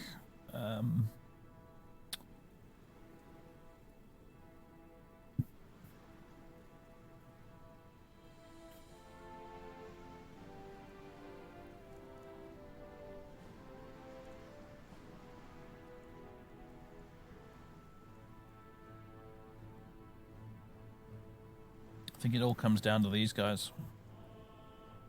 I don't seem to be able to influence them much. I did do the one decision in here that allows me to send them some guns as influence. But aside from that, there's nothing else I can do, really. Police crackdown. Ah, okay, that would give us some more weekly stability. Although it would... you know what, fine. Let's do that for a bit. Get our stability back up above 50%. Look at Tanaka go. He's just wrecking face up there in the north. Argentina has joined the Reichspakt. Well, that's interesting. I didn't see that coming. Oh my god, look at the colorization on that photo. That is hideous. Oh my god.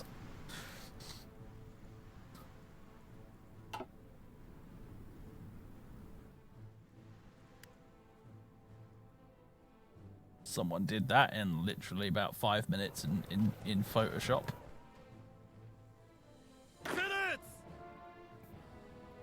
Probably not even Photoshop, more like Paint 3D. Ooh, is that a little itty bitty encirclement? I do believe it is.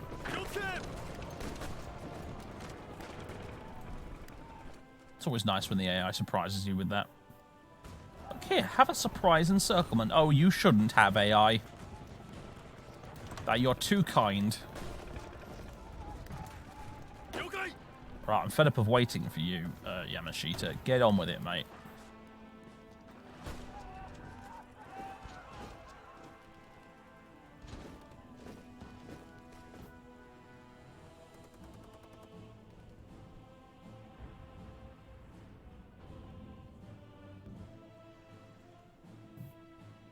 May have to invade South America as Japan. That would be interesting, wouldn't it?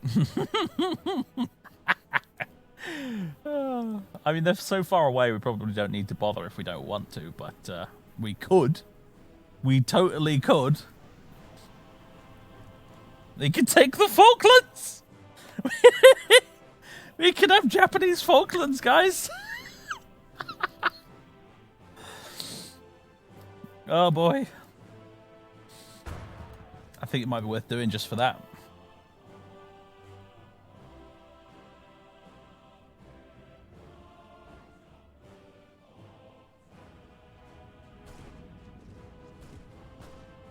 Britain was fascist and Kaiserreich instead of syndicalist, would they still have the colonies? Yeah, I think they probably would.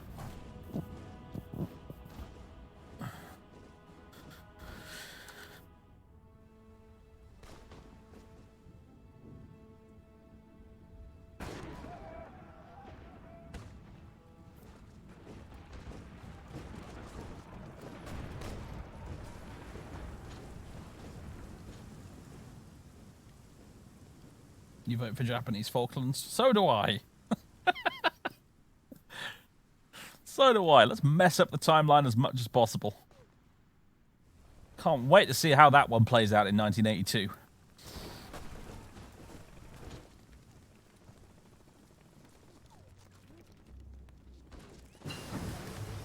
Right. Concentrated Industry 3 is done. Let's go Advanced Machine Tools. My god, the Philippines want to send us 2 Weltkrieg-era tanks and 128 Springfields on a monthly basis. Alright then. They're very enthusiastic, I'll give them points for that. Look, we made you these terrible tanks, please, will you have them? They are a gift. We'll just smile politely and say yes. And then put them straight on the scrap heap. Actually, really good, cool feature of Road to 56. Really, the only thing I don't like about Road to 56 is the fact that they allow the AI to do stupid nonsense. But one really cool feature I like from Road to 56 is there's a button it adds around here, which allows you to basically build the current equipment type by using and scrapping old obsolete versions of it, which makes them build faster. So you can effectively take your big stockpile of out-of-date weapons and use that to help you make new stuff faster. So that's a vanilla thing? Well, why have I never seen it in vanilla then?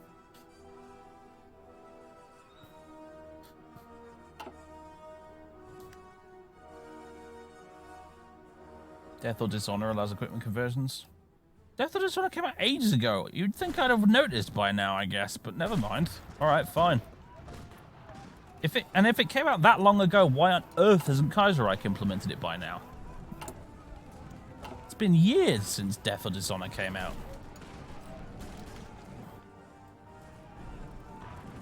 Strange. Can you also in vanilla, like, where is it? What am I looking for here? Can you also in vanilla, create variants of infantry equipment and stuff? And artillery. So then in that case, again, I have to ask why the fuck can't you do it in Kaiserreich? I can do variants of, like, vehicles and stuff. But when I was playing Red Dead 56, I even made some motorized variants.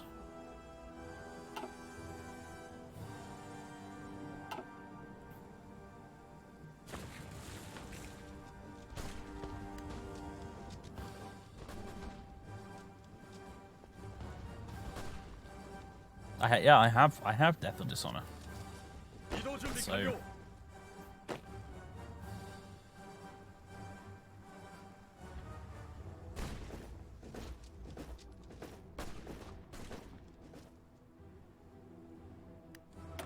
pre-military factories. Unfulfilled import requests. Excuse me. Korea. Due to low trade influence. Qu'est-ce que c'est? Put a stop to this, we will immediately. Right, we've got max relations with him. Okay. Carp and or cherry blossom. I need you to control trade in Korea.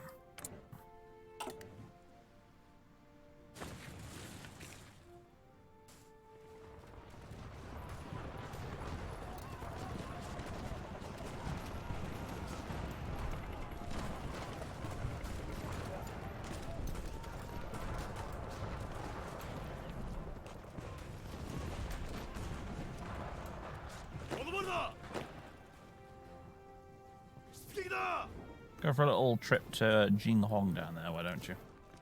Grab me that victory point.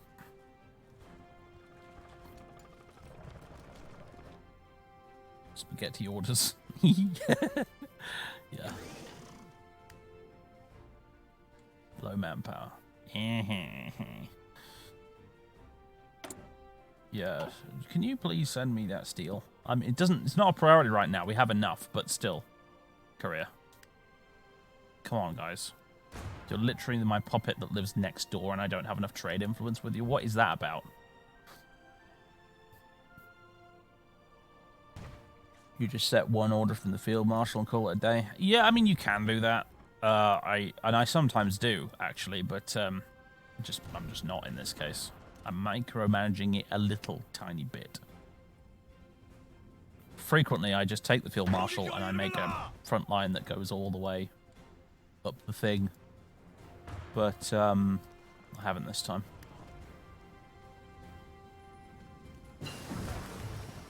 Active sonar. Woot woot. Right. What do we want now?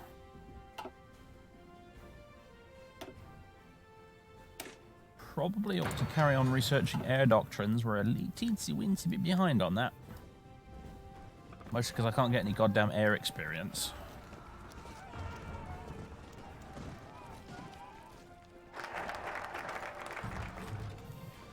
Constitutional education. Is done. Nice. Cultural Golden Age. The openness and enlightenment of our society has brought a golden age in culture, both traditional and modern. Ancient arts of theatre and poetry are flourishing, as well as new forms of entertainment such as Kurosawa films and anime. This reflects greatly on us abroad and strengthens Japanese values in both foreign and domestic markets. Damage to garrisons minus 20%. I feel like that should be an even bigger bonus, really, considering what it represents. It is such a crappy bonus for what it's supposed to be, right? Isn't it?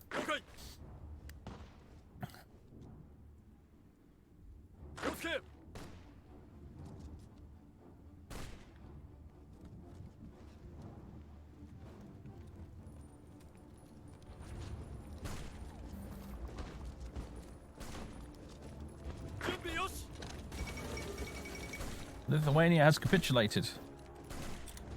Come again. Oh. Russia is growing larger. Oh, Russia's at war with Germany. Well, fuck me. I didn't notice that somehow.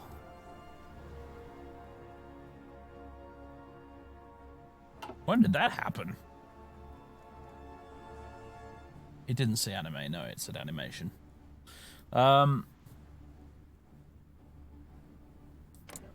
I was ad-libbing. But yeah, no, Russia's at war with Germany, but they're not at war with any of the Caucasus factions or Ukraine or Poland. So yeah, this has gotten a little bit weird, hasn't it? Wonder what prompted the war with Germany this early. If Germany falls to Russia before the Weltkrieg's even broken out, what on earth?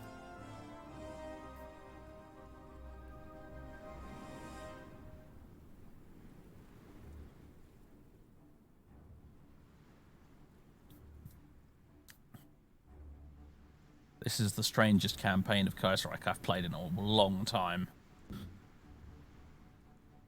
And you can't even blame me for this nonsense. I'm not even remotely involved in Europe. I'm just doing my own thing out here in Asia, and that, wow. Construction 3's done. Jolly good. Excavation 3. Fuel refining 3. Fuel refining 3.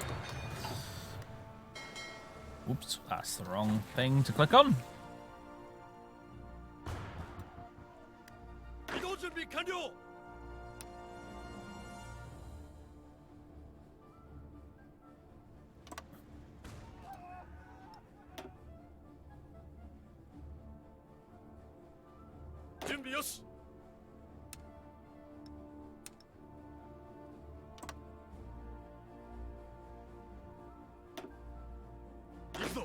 Tanaka ground to a halt a bit. You've got a red exclamation mark there.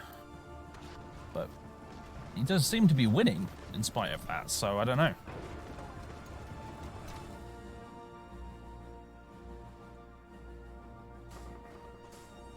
Fengtian government. Very big map name there. Got to respect the big map name.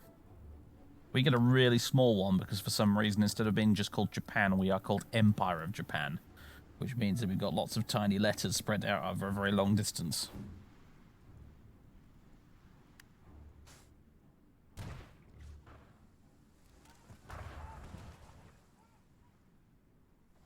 Why do Hearts of Iron developers, mod developers, have such a hard-on for giving countries extra long names? Like, you know, like how Russia, if it goes Savinkov, it calls itself the Russian state. It doesn't just call itself Russia, it calls itself Russian state. Or Empire of Japan instead of just Japan. There's nothing wrong with just calling it Japan, guys. Or Joseon Kingdom instead of Korea. God's sake.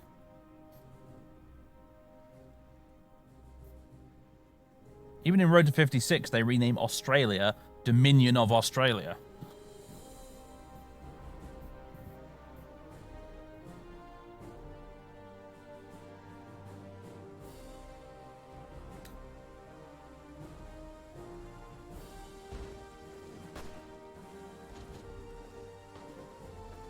Reformed government of China. Oh yeah, that one.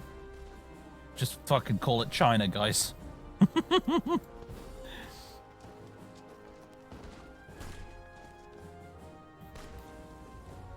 Stop being silly and just call it China.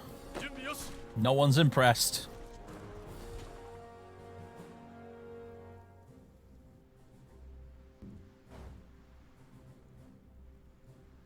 Republic of Burma, Kingdom of Siam. Siam, Burma.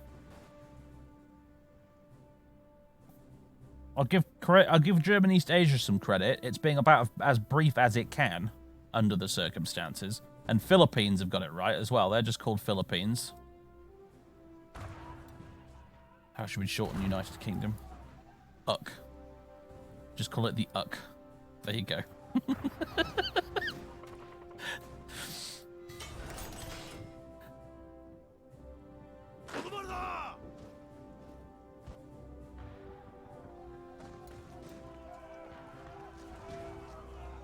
Used to be called Deutsches Ostasien. Oh, get lost.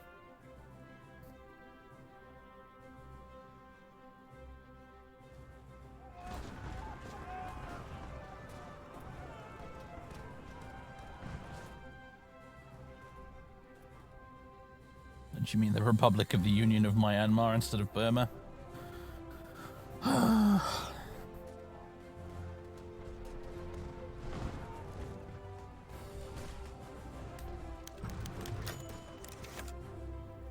Like, I won't deny it can get silly. Union of Soviet Socialist Republics, for example, was pushing it a bit. Thank God they abbreviated it.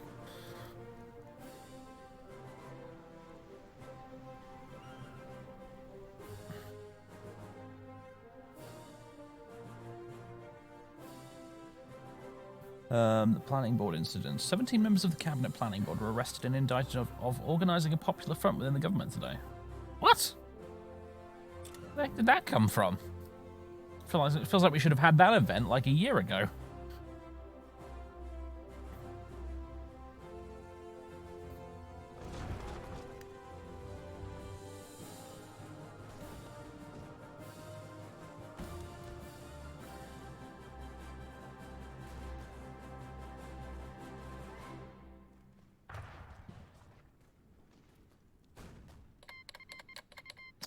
Coming to France declared war on the... There it goes.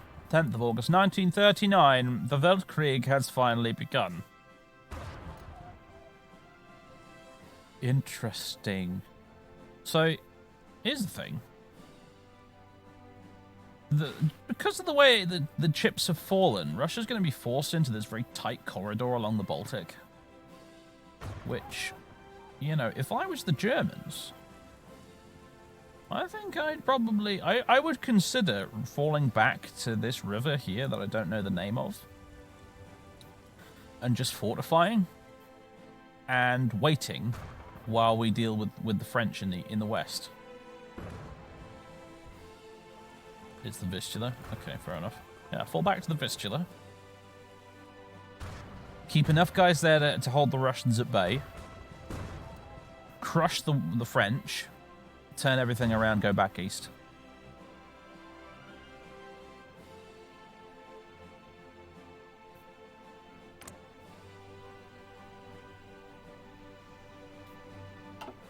That would probably be what I would do. Free military factories. More guns. More guns. Big pile of guns, that's what I want. Apparently our light tank production's a bit behind as well, but whatever. Whatevs. And there's some Marines very far from the sea right now.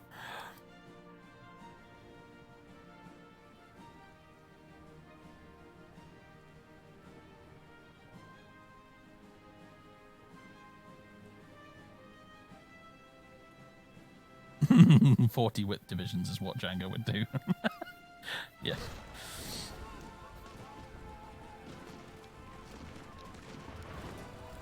If only I had the manpower for that.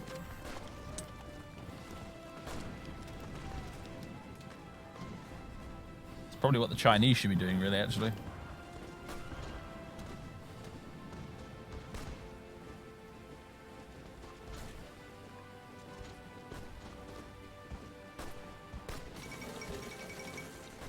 The Second Weltkrieg. The Weltkrieg claimed the lives of countless young men from all over the world in a conflict on an industrial scale, but it appears that even that nightmare could not deter man's lust for blood. After over 20 years of proxy warfare, diplomatic pressure, and political squabbles, the uneasy peace between Germany and France has broken down. These two great powers are now mobilizing their armies in preparation for a war the likes of which the world has never seen. You say that, but, you know, it's kind of already happening, Mr. Newspaper Man. Likes of which the world has never seen. As far as I'm concerned, the French have just sort of joined in. The party has already well and truly gotten started. But, whatever. It can't account for the slightly strange scenario in which we find ourselves, after all. This is not how it usually goes down. Anyway, new guns, planes, ships, and tanks, and deadlier weapons. Well, still, we'll see their first use on the battlefield. First use again. Oh dear. As open warfare begins once more in Europe, for the Germans and the French, now there can be only one end: victory or destruction. It's not a world war unless France is involved. Apparently, yeah.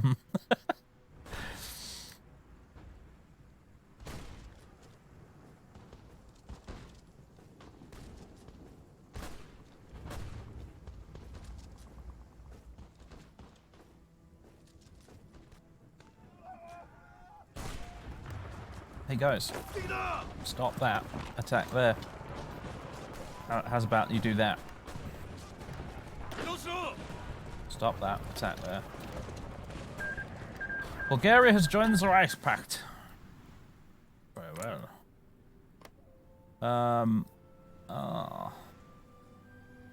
Yeah. There's going to be a whole other front down here, isn't there?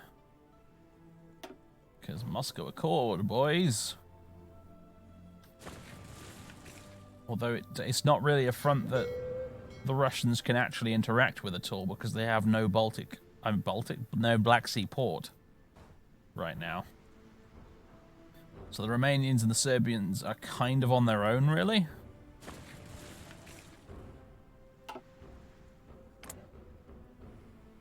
And of course, Spain is part of the Reichspakt as well. So there's some fighting going on in the Pyrenees too.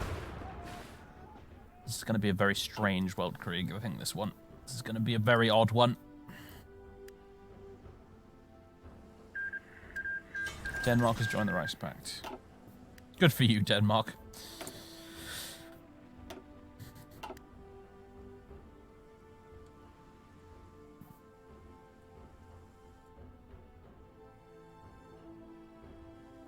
Wow, Yamashita's just banging his head against the wall right now, isn't he?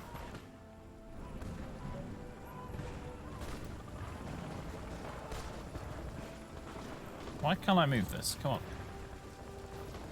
There we go.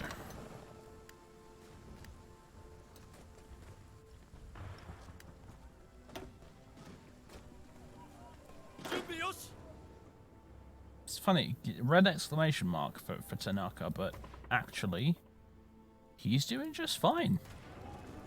I guess it's not taking into account the Feng Tian forces, is it? That's the problem. It's calculating based only on his own forces and not the allies we've got here too. Also, what the Christ is going on here?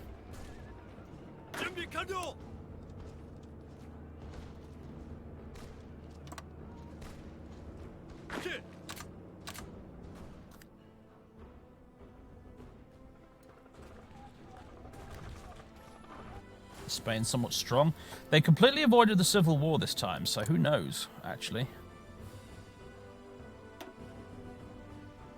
Bit of industry. That's not an insignificant army, is it? Bit of navy. It's a relatively small air force. Thing is, though, France doesn't technically have that big of an army, mostly because of division limits, I think. What usually happens, basically, is the Reichspakt basically repeatedly bang their heads against the wall in France until they run out of equipment and manpower, and then the French win. Because the Germans do technically, you know, they have more divisions than the Reichspakt put together, So they repeatedly attack because the AI thinks, well, I've got more dudes than you, so I'm going to win. I'm going to attack now. And then they'll spend 2 or 3 years repeatedly running at French machine guns again and again and again until eventually they're economically just devastated. And then they lose. I genuinely have no idea how it's going to go this time, though, because so much is different. Is it really Spain if it doesn't have a civil war? Yeah, I remarked as much at the time. It felt deeply wrong to me that we were playing Hearts of Iron without a Spanish civil war. I didn't even know it could be avoided, but apparently it can.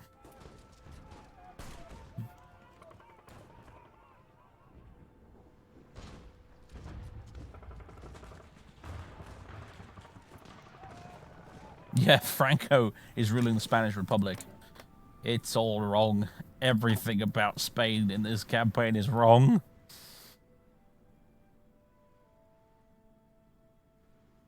At least it's not a Portuguese island. Yet. Yes. Emphasis on yet, considering Portugal is actually part of the Entente, so it could still happen, guys. Portuguese island. And I think Ireland is part... No, Ireland's independent. Okay, Ireland's not part of the Reichspakt this time, and in fact, their independence is guaranteed by the British, so... Yeah, probably no Portuguese Ireland this time, I would imagine. But you never know.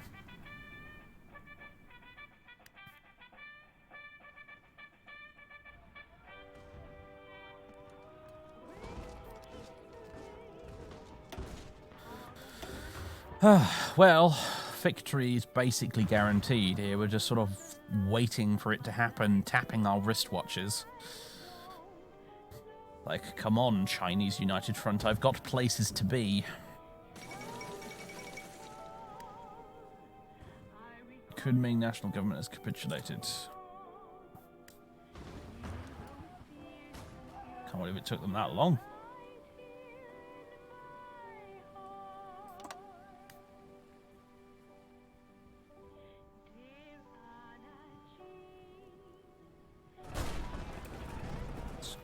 Shrink this a bit. Bring that up to that, bring that up to there.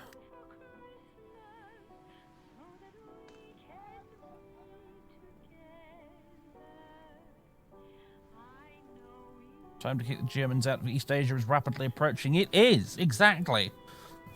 This is why we need China to be finished soon, please. But just look how many thousands of kilometers we've got to go still. And there's all of this up here. What was formerly Mongolia. The artist formerly known as Mongolia.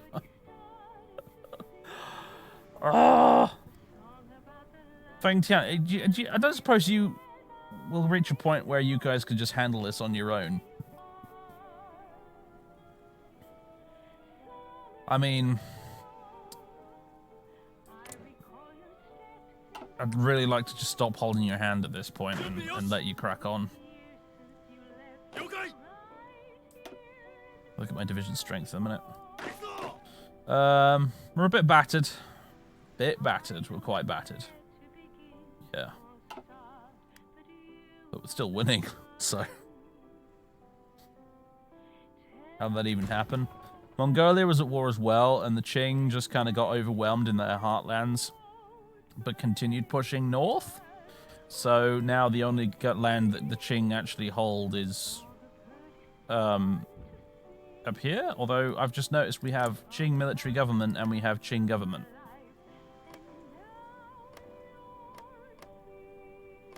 Those are 2 separate factions.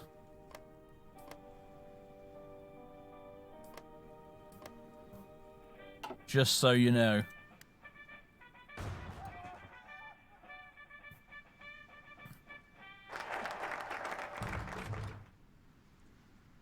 I could just stop everything, and Feng Tian would probably continue advancing without me, so we can do that, I guess. Cultural Golden Age is done. Alright, which leads us to National R&D Institutes, which gives us a new research slot. Hurrah! By funding national research and development institutes, we can make it easier for independent research teams to work together, improving our research output and allowing us to better direct national research priorities. Gain 1 research slot. Yeah!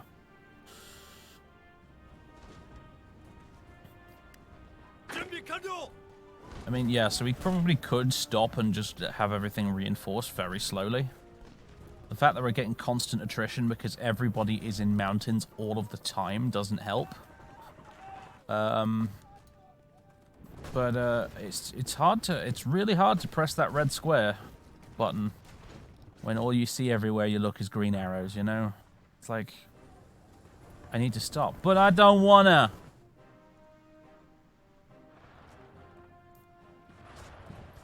A sacrifice now means a faster victory later.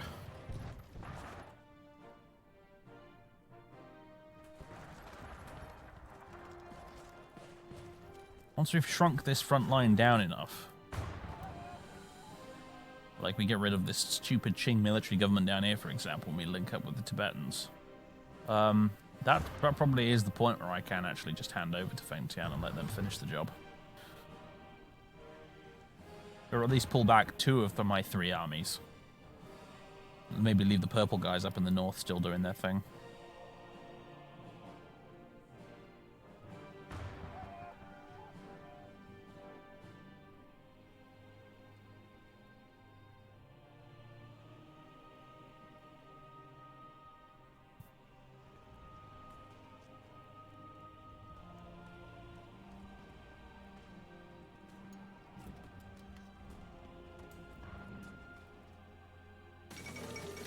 And the Qing military government has capitulated. Hurrah! Okay,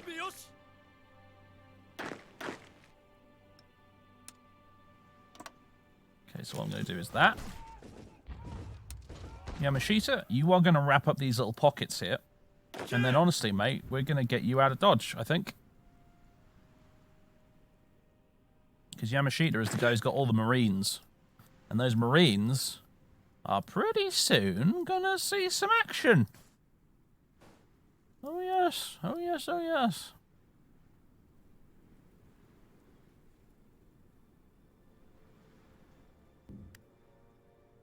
I don't think they are considered majors, because if they were majors, I'd be able to bring Burma and Siam into the war, but I can't. So, I don't think they actually are considered majors.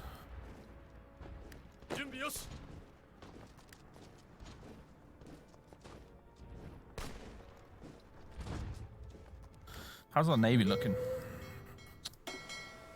Oh, we've got many, many destroyers now. That is good. That is very good.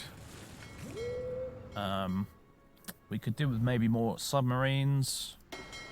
But I think the main thing is we will have enough screens for our capital ships, which is something we actually kind of lacked before. And we should now also have at least some destroyers free to do convoy escort. And that's the other thing we didn't have enough for. Let's see. 1, 2, 3, 4, 5, 6, 7, 8, 9, 10, 11. So you need about 44 screens for this lot. It's 33. It's not quite enough, is it? That will do it.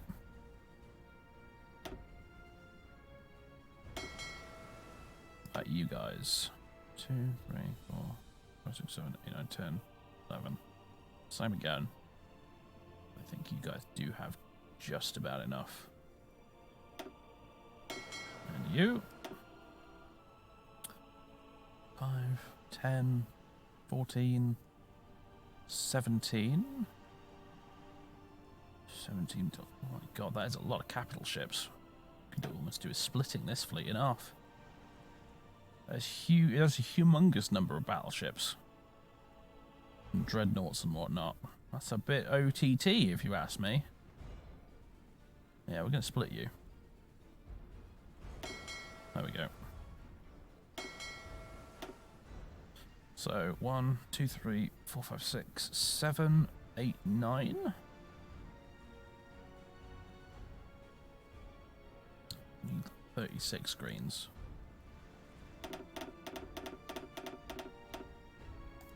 There we go.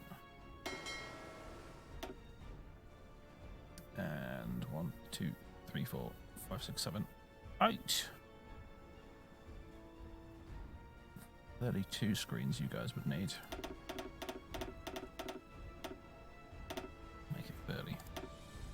There we go.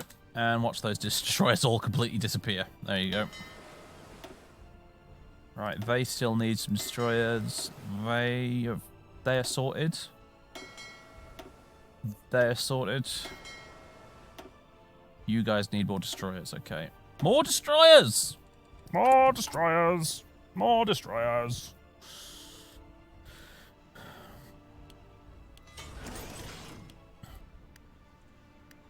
For which I will need more steel, I'm guessing. Yep. Korea, send me the requisite amount of steel, please. God's sake. Fine, I'll bite off the Russians.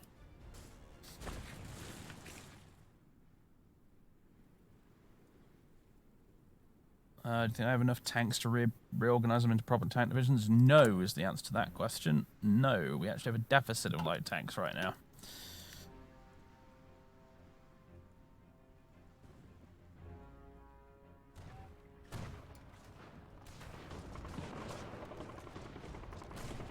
I really don't know why we have low trade influence with Korea. Like, I can't explain it. I really cannot explain it at all.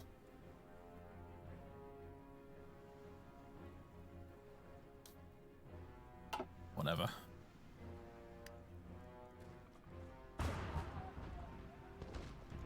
Oi. Just noticed this green line here.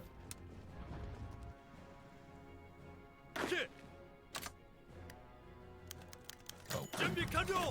Control B, railroad.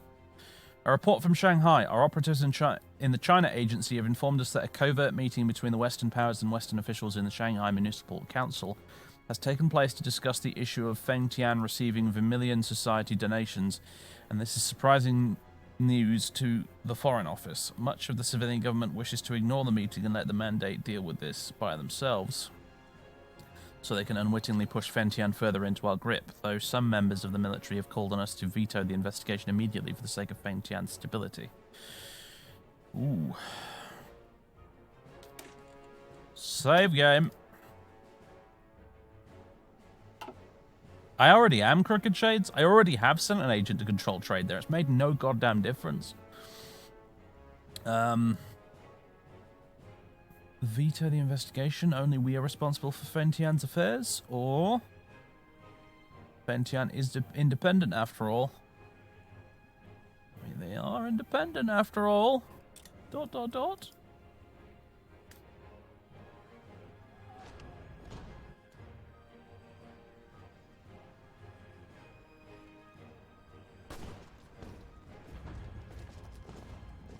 Boy, somebody needs to stop him right now. I don't care if you're part of the Green Army. Who's about to walk up into Yarn there? No, no, no, no, no. Can't have that. Keep him pinned at the very least. There we go.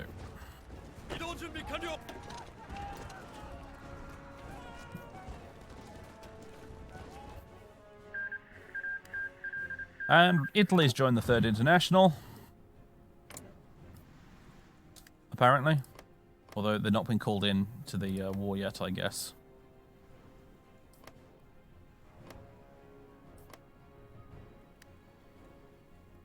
Now, Ukraine is at war with...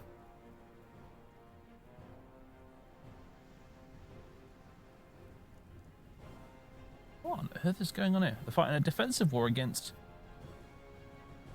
Denmark, Norway, Bulgaria, Paraguay, Burundi, Garanganzian, Rwanda, and Buganda.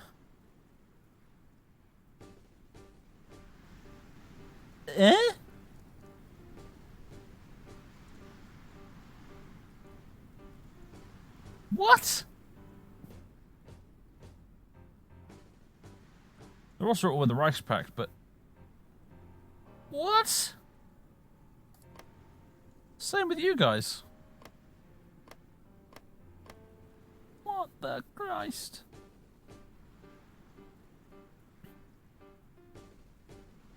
I don't know anymore.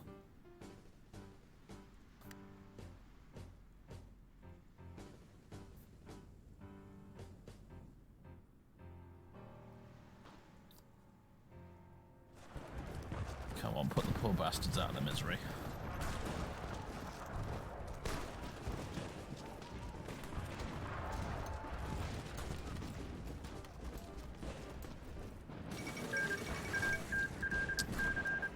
Qing government. Markley, what? Mongolia was next. Oh. Right. Look! Qing has officially completed its migration to become Mongolia. Congratulations, Puyi. You are now the Khan of Khans. Alright then.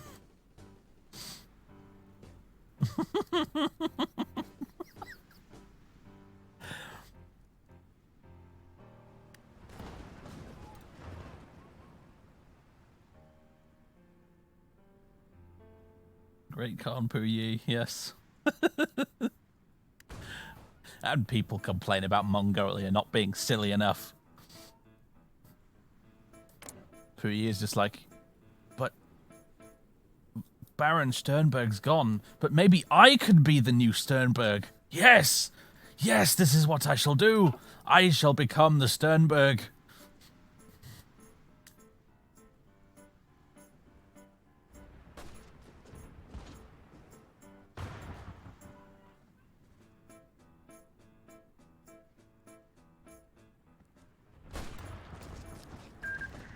Two Sicilies has joined the Reichspakt. There we go. There we go. Now Europe's in the shitter, along with my performance. Why is it... Hold on a second.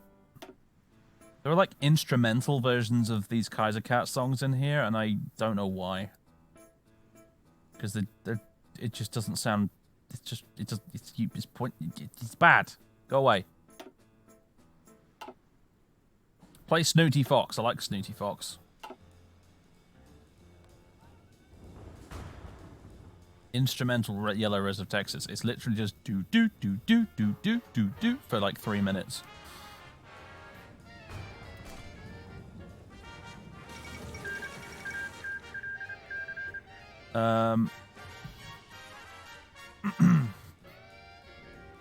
Looks like South Africa was annexed by the Entente faction.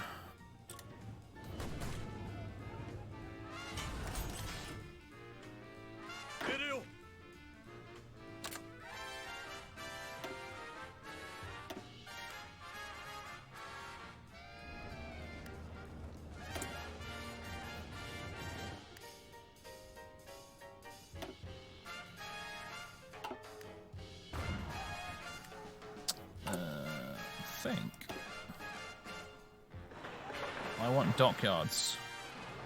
Give me just 9 frickin' dockyards in Shikoku. Go for it.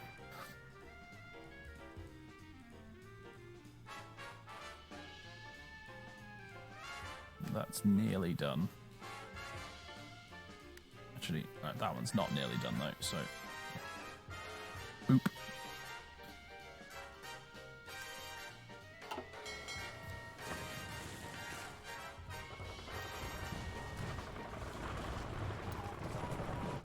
Qing? What Qing? Surely you mean Mongolia. Also.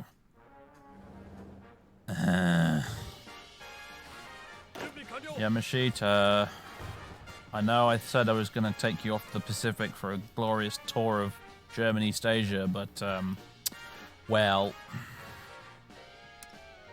a situation has developed...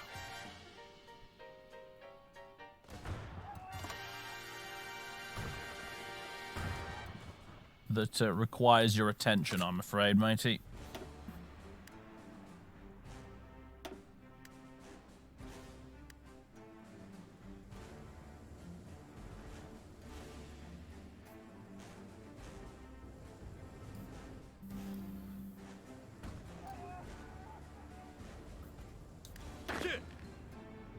Oh my god, what? What? No! Just noticed this clusterfuck over here, look. Ah!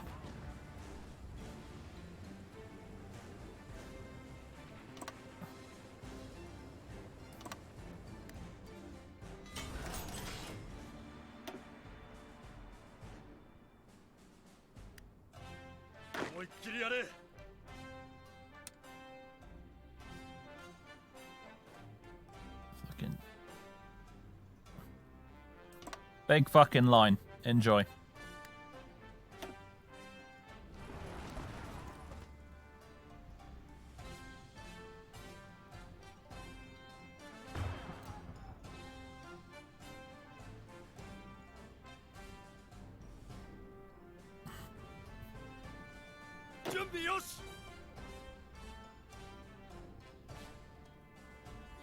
Actually, it does look like Fentian's pushing back a little bit, or maybe not. At least they've got something over here.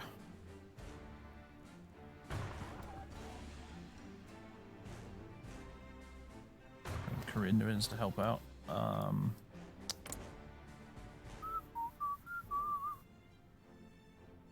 Can't really do that, I'm afraid. Korea's, well, I don't request forces? Ah, I can actually. Alright. Hello, Korea. Guess you're going off to fight a new little war.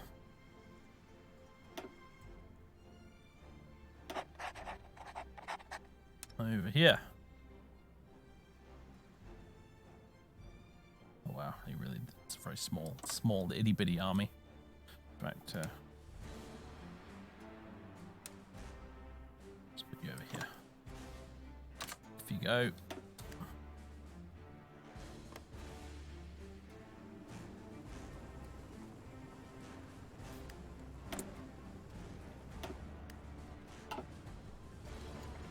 How's our logistics looking? We still never have enough guns.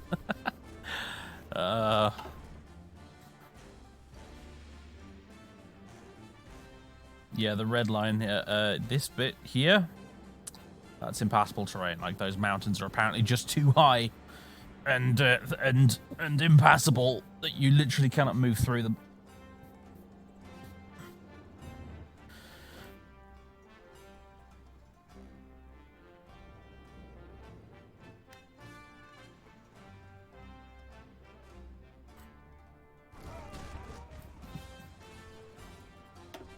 You can stop. You can stop. Everyone catch your breath. The drought takes its toll. With the nation's rural areas already struggling after the lost decade, the drought has served to further impoverish farmers and bankrupt light industries built around agricultural produce. The drought's effects seem likely to continue for some time. Oh, no.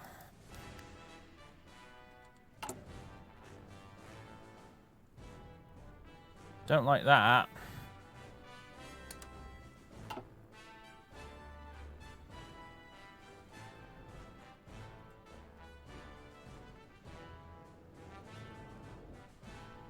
Looks like Fentian might have this under control, actually.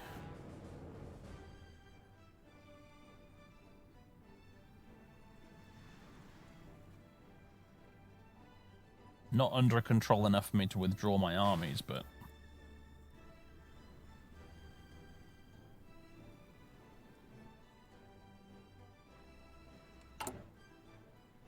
There we go. No longer in a deficit because we're not constantly attacking. Alright, well, we'll just let that situation simmer for a bit, shall we? How are things going on in Europe? Looks like Two Sicilies has beaten back the socialists. That's certainly interesting. There's a very glitchy battle over here. Basically because of the impassable terrain. AI just getting really confused about it. No movement in the west. In the east, Russia has started taking German territory.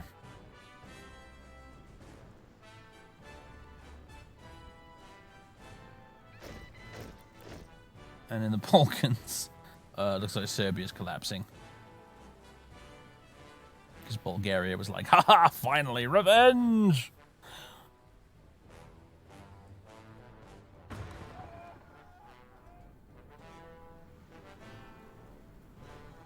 Give me back my clay, you Serbian swines. Middle Africa is busy disintegrating. Slowly. In America, The grand stalemate continues.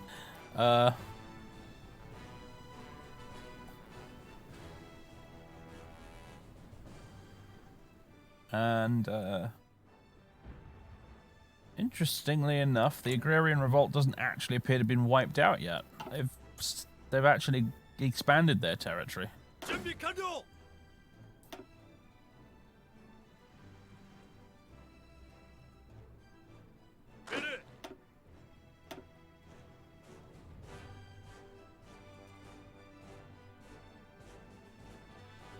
Who did the Dutch end up signing with in the end? Oh, they were with the Middle Europe, didn't they? I forgot. You got Maria here in charge now. Very, very peed off Wilhelmina in the East Indies. The United Baltic Duchy has capitulated. Good. Wipe that terrible faction off the map. Thank you, Russia. If you're curious why I don't like the Baltic Duchies, because I tried playing them twice yesterday. And basically what happens when you play the Baltic Duchies, you start off, and things are looking interesting, because you look at your focus tree and you think, oh, there's some interesting stuff on there. I can go interesting places with my military. I can make a super elite smaller military, or I can get some really huge manpower bonuses. You know, you look at it and you think, this could be interesting. I could actually play an interesting role in the war as part of the Reichspakt. And then what happens is you get a political crisis. Two things happen. One, you get a political crisis where basically you get a sort of hung parliament type situation where the legislature is against the government, but they can't actually get rid of the government, and so you have to basically. It nukes your political power to 0. You don't gain political power in the normal way. You have to do it through decisions. And you have to complete enough decisions to get enough political power to take back the legislature, basically. And halfway through you attempting to do that, you get the Forest Brothers Uprising, which is a thing that happened in real life, I think, but it was obviously against the Soviets and not against the Germans. You get the Forest Brothers Uprising, which is essentially, it's not your standard Kaiserreich civil war, because if it was, it'd be far better. Basically, you just get massive partisan resistance activity all over the country, and either it beats you, like it did with me with the first time, because you have basically the only way you can combat it is with the usual anti-partisan mechanics in the game from La Resistance, or you basically you keep clicking through a bunch of events when you've got the political power to do it, which are stuff like post bounties or make concessions and stuff like that. And in order to defeat the Forest Brothers, you have to get resistance down below 25%. However, most of the time, it's around 50 to 60%. If it goes above 75%, then Latvia and Estonia become independent countries, and you are reduced to playing as Riga as a city-state, which is what happened to me in my first attempt. I made a second attempt, where I managed to solve the political crisis, but I basically spent 2 entire in-game years doing nothing but clicking event decisions in this menu. For 2 years. Luckily, I had a podcast on in the background, which I was much more interested in. But yes, I kind of sat there with a bored expression on my face, clicking event things in here for 2 in-game years. And that's the only thing you can do, because the resistance stuff completely paralyzes your country's industry. So you can't build anything, you can't recruit anything because you've got no manpower, because that's being sucked up by all the garrisons. You cannot do anything. The whole country's paralyzed, and all you can do is set research, set focuses, none of which help with this, by the way, very much, and click the events in here. The same for decisions repeatedly again and again and again. It's a horrendously badly designed faction. It's so unfun to play, it's unbelievable. And the funny thing is, it's one of the most recently updated factions in Kaiserreich as well. Like, the current version of the current Kaiserreich Pact is named after the guy in charge of the... I can't show you now because he's gone, but the Herzog, the guy in charge of the United Baltic Duchy. Like, the latest Kaiserreich Pact was a rework of the United Baltic Duchy, and it's fucking awful.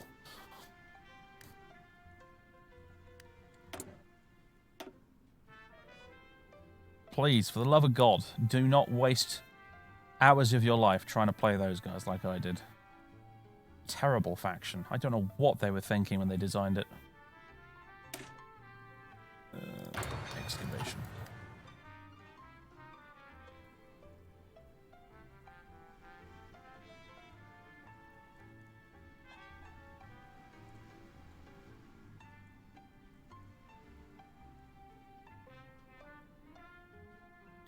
Wonder if it was designed before the Resistance DLC change stuff. No, it's done with the La Resistance stuff in mind, I think. Like, it uses the Resistance system. Perhaps it's clearly not balanced very well, though. Is the chief problem.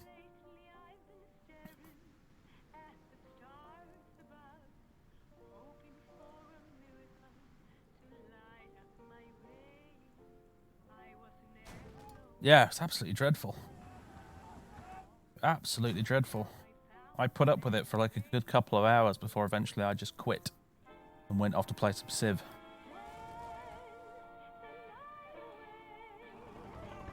There we go, we've got the Koreans holding the line up here.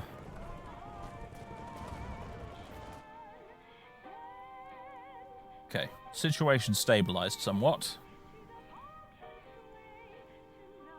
Although we've got Kunming national government up here now for some reason.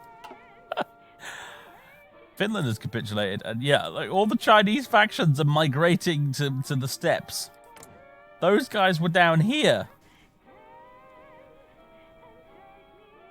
Look, there's Kunming. That's just down here. Now they're up here. What is going on? What is going on?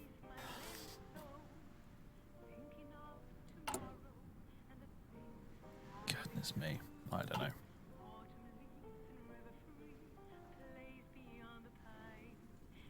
Yeah, that's why the UBD appear as one of the interesting factions on the start screen in the current version of Kaiserreich. Them in South Africa. But no, it was awful. Absolutely awful. I don't know what's going on with it. It felt almost a bit like they were trying to do a sort of thing like the New Order does, with lots of shenanigans going on in the events screen, but they catastrophically failed to make it any fun whatsoever, unlike the New Order.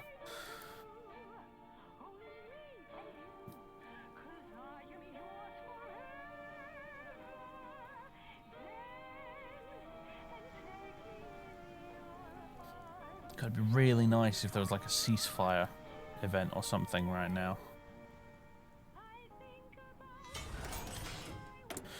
Free military factories. More guns. Insufficient resources again. Oh, come on, Korea. Just give me the steel. Ugh. Sorry, Russia, I need more steel. My civilian factories slowly dwindle away. Although we are slowly building more dockyards, so destroyer production will continue to increase. The thing is, though, not that I have any naval experience to change it, but what is our current destroyer kind of looking like right now? What are we building? Hatsuharus? Okay, they're not too bad. The main thing is they're missing sonar, though. That's a bit of a problem. I say a bit of a problem. That's actually kind of a huge problem. I could probably upgrade. If we get enough destroyers that we can start making escort fleets with them. I could then specifically just upgrade the escort fleets with sonar, because really they're kind of the only ones that actually need sonar. If we're desperate. What's your thoughts on the New Order's UI? I love it. I think it's a great user interface. I genuinely do not get why so many people complain about it. I think it looks fantastic.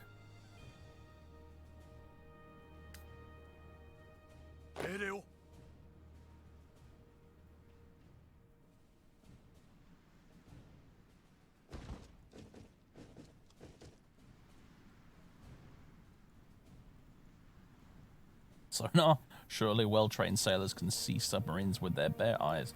What we'll do is we'll basically just get lots of bats. Lots and lots of Chinese bats. And we'll put them in the hold of the ship. And somehow we'll train the bats to hear submarines. National R&D Institutes. Ah, okay, right. Now we've got narrow gauge railways, rapid arms expansion, and prioritize military oil. That sounds like a really good idea, actually, that. Prioritize military oil. Effect unlocks the Nippon Oil Company. Add production of 5 oil in Tokai, 7 in Tohoku, 4 in Koshinetsu, and 10 in Karafuto. Give me the oil. What's TNO? TNO is the New Order. It's another mod for Hearts of Iron 4. It's called the New Order: Last Days of Europe, and it's a Cold War mod set in the 1960s, but in a world in which the Germans won the Second World War along with the Japanese. It's really, really good.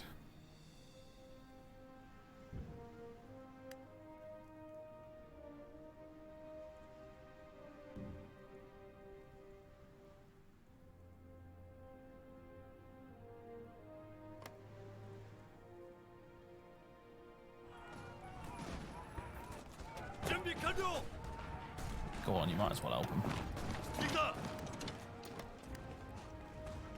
Just get rid of that little pocket there. I know we're all taking a little bit of a siesta right now on the front, our Japanese forces, in order to rebuild strength quite significantly, because, yeah, our divisions are a bit battered.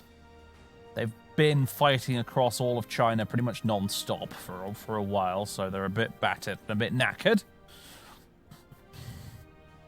Geheim. Yes. No spoilers. Geheim.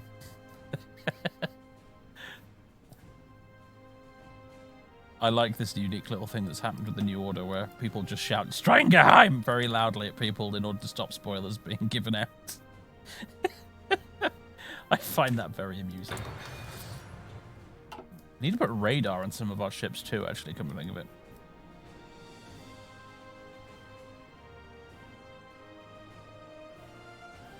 When I get around to playing the New Order on this channel, you'll understand the Strengerheim thing. Trust me. You'll get the joke when we eventually play it.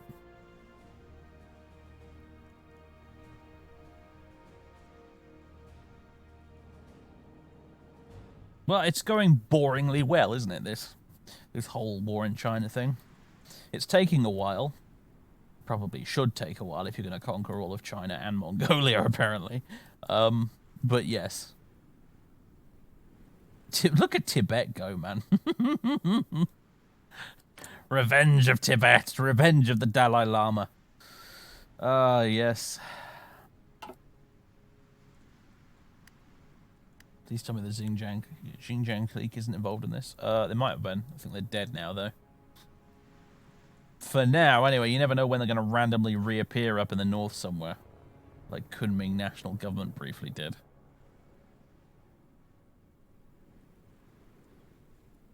Oh, Xinjiang's over there. Oh, yeah. Yeah, they are involved. Sorry, I thought you meant the other ones begin with an X down here. Guangxi. Why did I get that mixed up? Who was I thinking of? I don't know. Anyway, Xinjiang, I'm afraid, is involved. They are very much involved.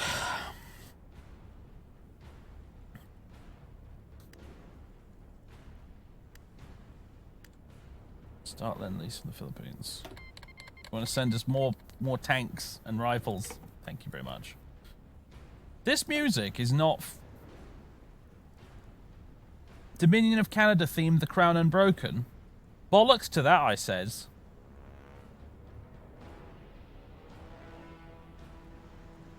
This is a song that is on... what's it called? Epidemic Sound. It's a royalty-free song from Epidemic Sound called... Be My Night or something. I know this because I've used it in one or two of my fucking 40k videos because it's part of one of the big selection of royalty-free songs I get through my Epidemic Sound subscription. Whichever dev was responsible for this has taken that and he's renamed it Dominion of Canada theme, The Crown Unbroken. You cheeky shits. You didn't make that at all.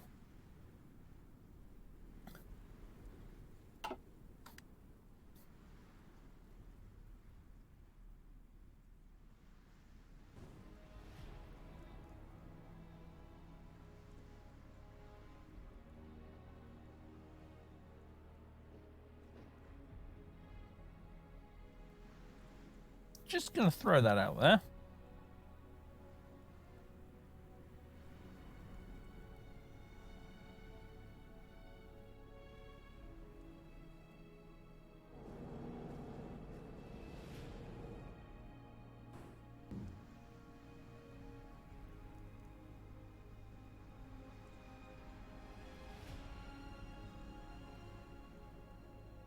Let me think.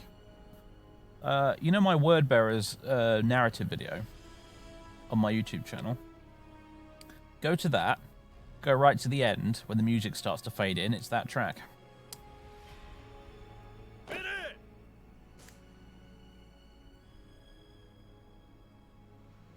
Green checks all over. What? Where? Oh yeah, oh, I know. I know. We're deliberately not attacking because we're waiting for our equipment to be carted all the way across China to reinforce us.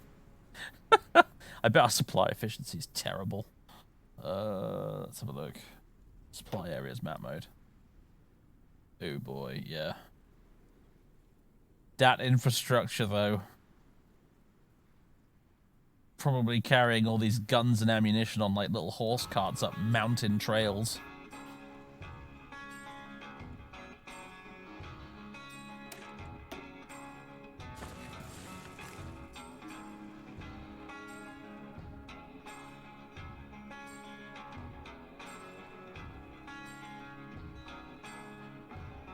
Yeah, I would be charitable and assume that it's an accidental thing and they didn't deliberately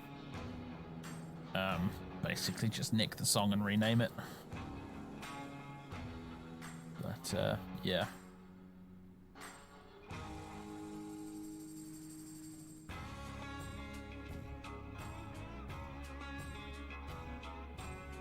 Is credited as I Will Be Your Knight on the video, and they got permission from Epidemic Sound for it. Well,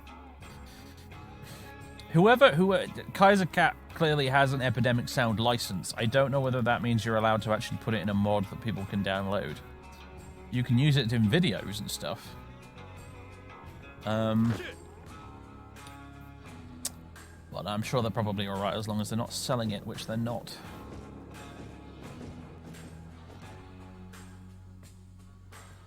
Then you'd need the commercial license, which you don't get from Epidemic Sound unless you pay a lot of money. Mechanized offensive is done. Assault concentration.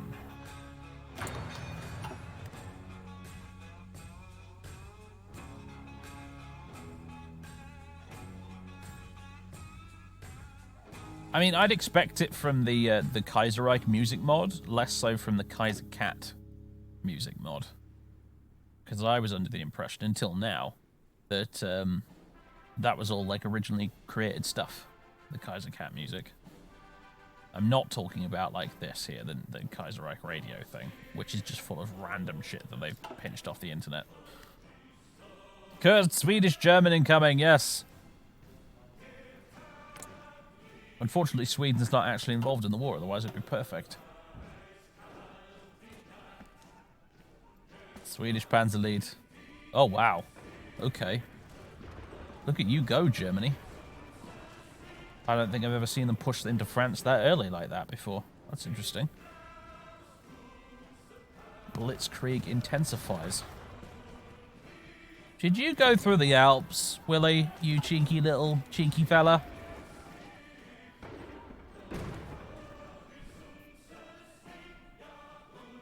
Yeah, I have never seen the commune collapse that fast. I bet it's Spain's fault, innit? I bet that'll be why.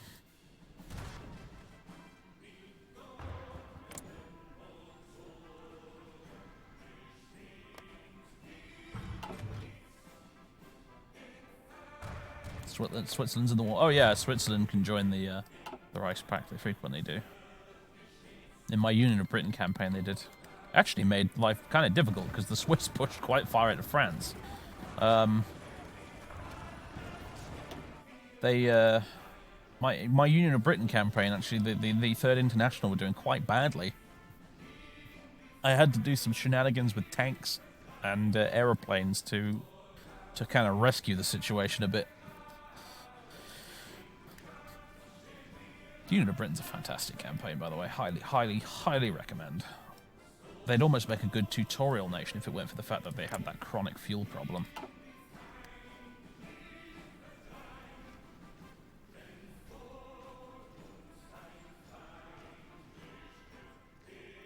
Although in my game it wasn't really much of a problem because I just bought all my oil from the CSA. So there might be a reason why the CSA usually do so well in Kaiserreich's current build, actually, just to provide the International with a source of oil.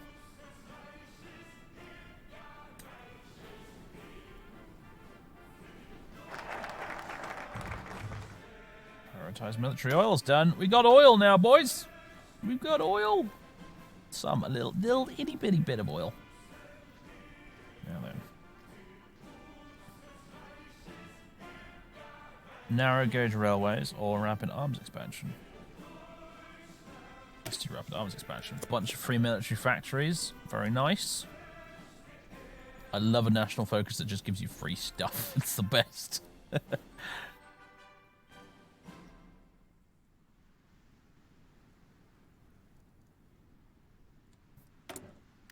We have enough political power now to finally send a military attaché to Fengtian. Brilliant. That bloody time. There we go. Now we can actually see everything properly, finally.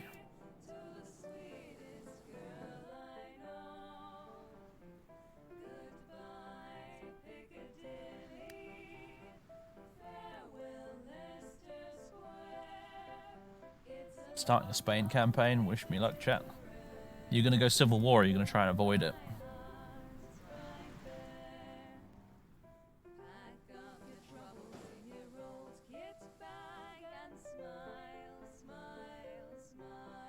Oh, hello. Yeah. Smile, boys. That's the style. I'm not very good at singing, so I should probably just stop.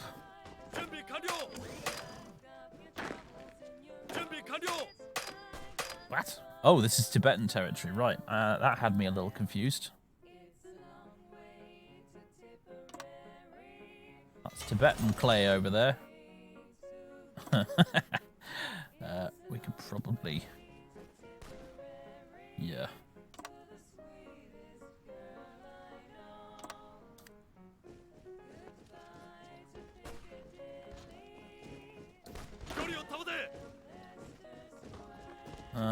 Anyone fancy trying to take Jining with me here? Just me? Okay.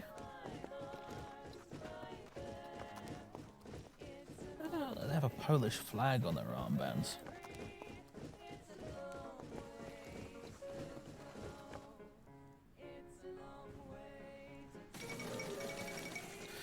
The fall of Barcelona.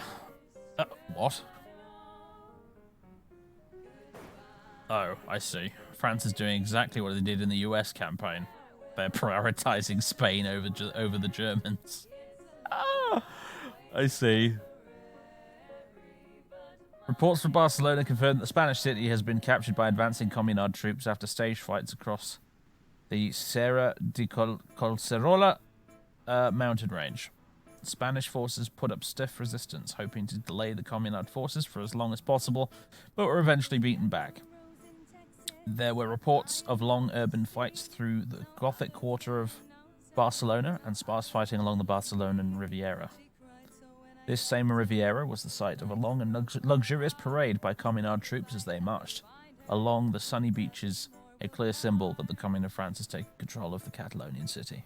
So falls the heart of old Catalonia.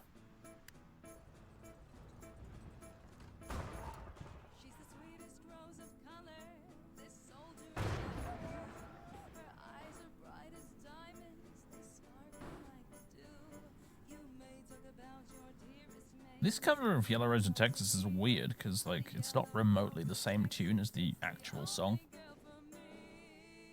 I don't really know why.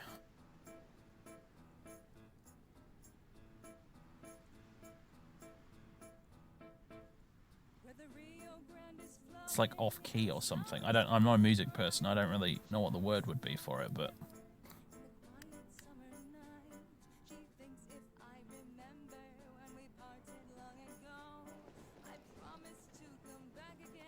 how's our stockpiles looking? We've still got a massive rifles deficit, but it's much smaller than it was.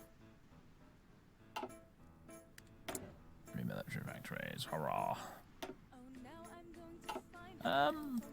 Out of curiosity, this entire time we've been building more planes. Not that many, because I only had like 1 military factory assigned to each one, but we've almost filled up this 200 heavy fighter stack. And where did... Oh, you're all over here, aren't they?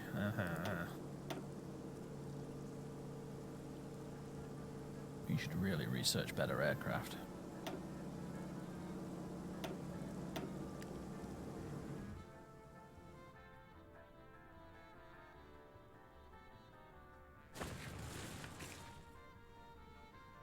So they cancel recruiting more divisions.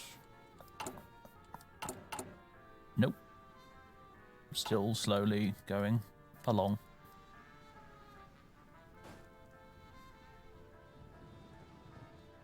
I know we'd probably reinforce faster if I wasn't doing that, but I do also want more divisions, so I'm okay with it. I suppose what I could do is low equipment priority, high equipment priority. There we go. I'll make garrisons low priority as well.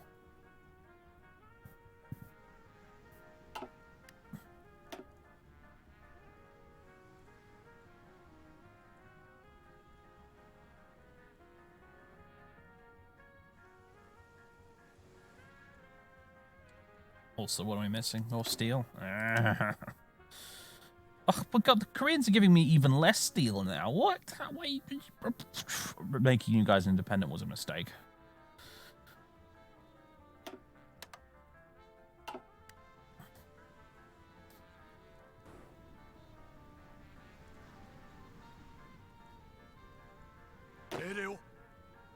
Yeah, we're looking a bit healthier. We're not totally there yet, but we're looking a bit healthier.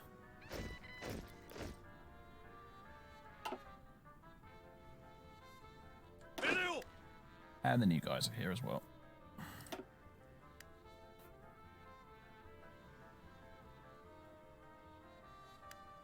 I can probably assign traits. Are there any good ones, though? Infantry expert. Yes, please. Maybe Fortress Buster. Does that include coastal forts? Because if it does, that might be quite nice to have.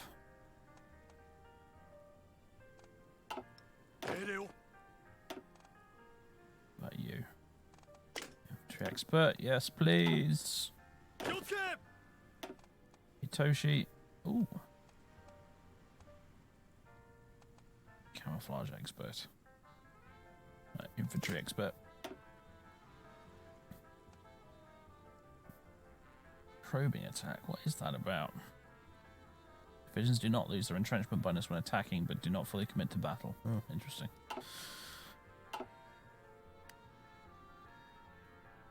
Oh yeah, happy 1940. Happy New Year. Happy New Decade.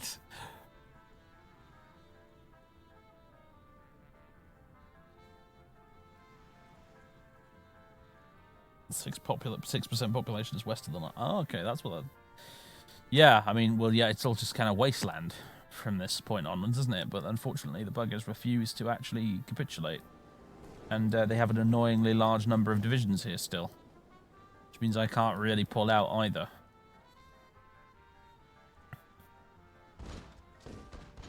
Of course, Feng Tian is slowly advancing. I'm basically just sitting here. You know, ensuring that the Chinese don't attack. Fengtian's slowly pushing ahead without us, but and all the Japanese troops are just kind of sitting around in their camp chairs. I don't know. Drinking sake? I'm not sure. Playing cards, smoking cigarettes. Oh, look, there goes the next wave of Fengtian troops. Do we have any orders to attack? No. Okay, good. Opens a fresh bottle of sake.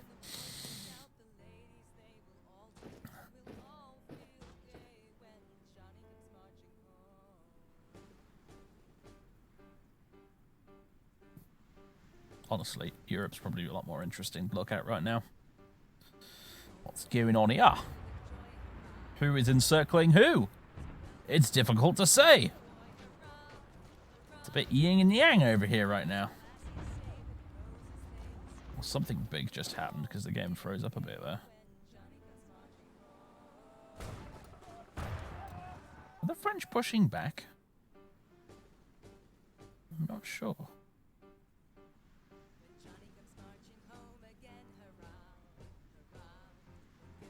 They are making more progress in Spain.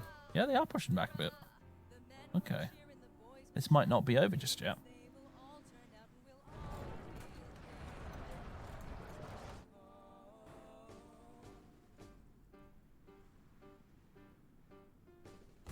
Oh, look at the Italians go. I mean, they're kind of losing to Sicily down here, but... yeah, look at that. Oh my god, Bulgaria, what's happened? Oh, Bulgaria, I'm so sorry. You didn't deserve this.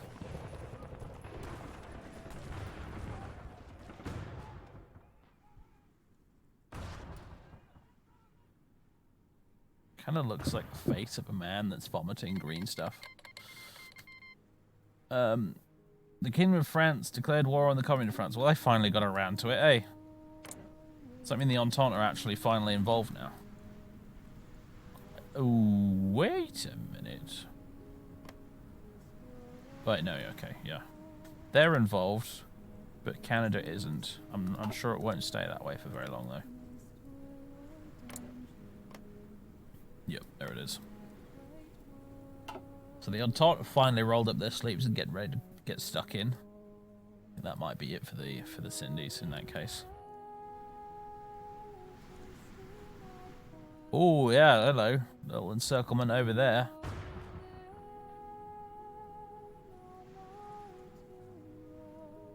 PSA are doing alright, aren't they? Please don't join the Entente. Please.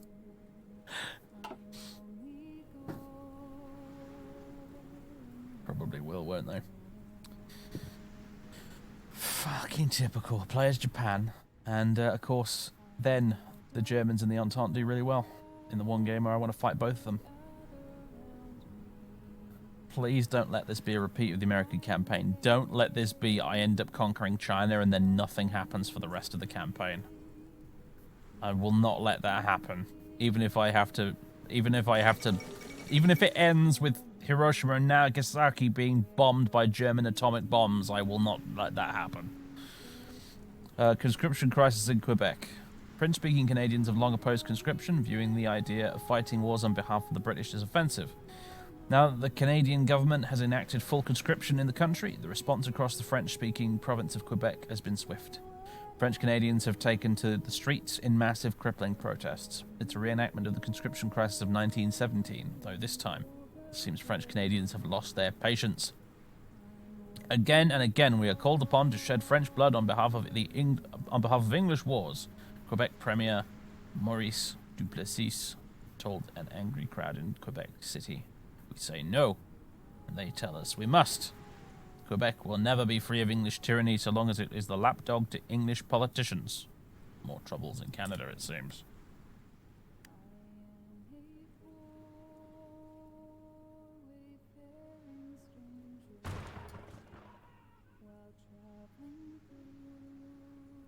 I'm just waiting for the inevitable Entente naval invasions, because I'm sure they're a-coming. Probably in the planning stage already.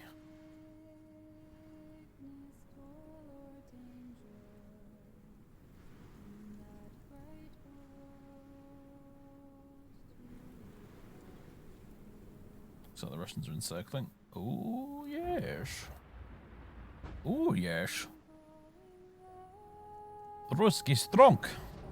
This is ridiculous, so they shouldn't be this strong. They really shouldn't.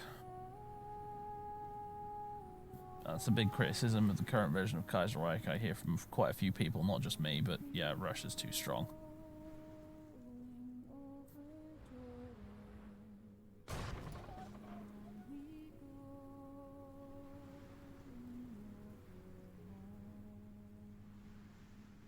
I mean, we say the Sindhis are too strong, but like, to be honest, the last two campaigns I've done now, they're kind of getting a bit crushed.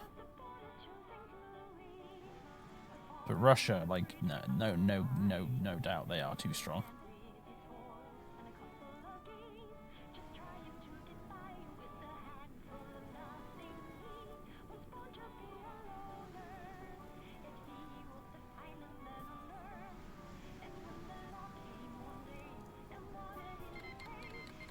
Insulindia declared war on the Dutch East Indies. Ah, yeah, this little revolt has broken out down here. Now, I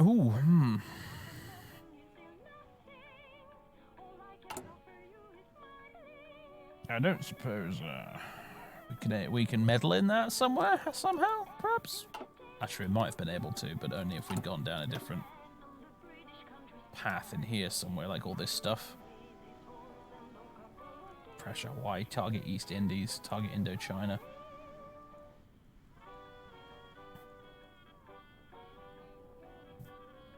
There's too many focuses, I can't get them all done in time.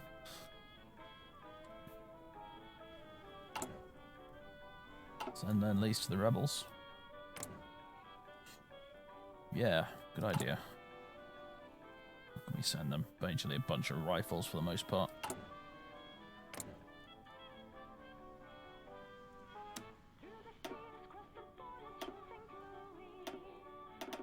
You can have... I'll give you 15% of my monthly production of rifles.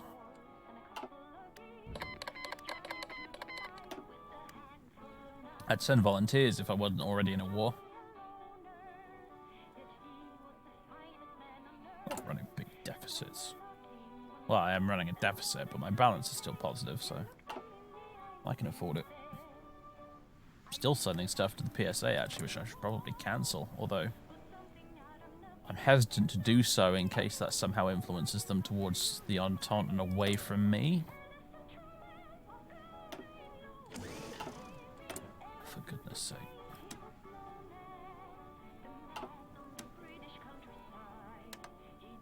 Please give me the correct amount of steel, Korea.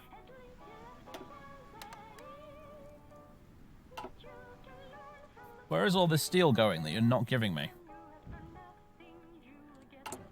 Look, I got 100% here on influencing trade.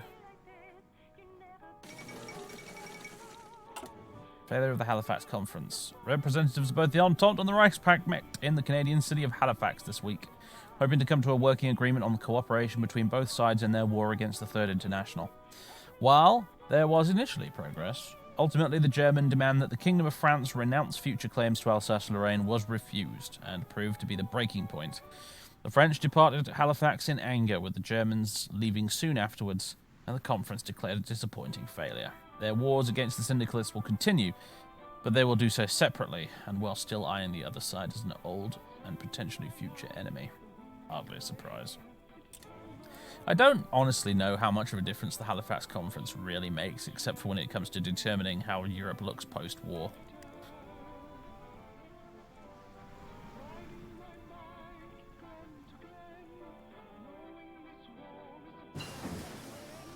Improve the symmetric radar. Right. I said this earlier, but we should really, now it is 1940 officially, get upgrading our planes. Starting with this. Let's get the old Ki-43 Hayabusa. And you can get the A6M Ryzen as well. Nice.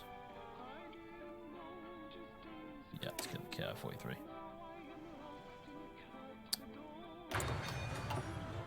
Pretty great little fighter, the old KI-43. It's not as famous as the A6M, but pretty cool little fighter.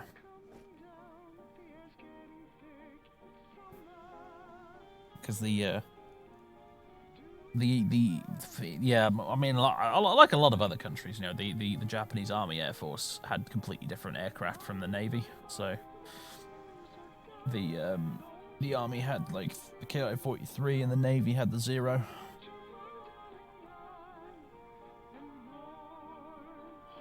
One could argue it probably would have been a lot more efficient if they'd just given the Zero to both of them, but there was that whole Army-Navy rivalry thing, wasn't there? So, oil refining, nice. Okay, that will go nicely with our big oil upgrade we just got. I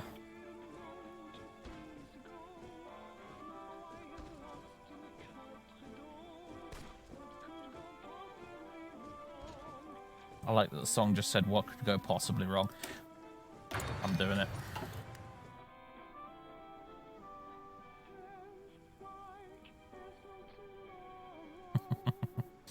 Nuclear Japan incoming.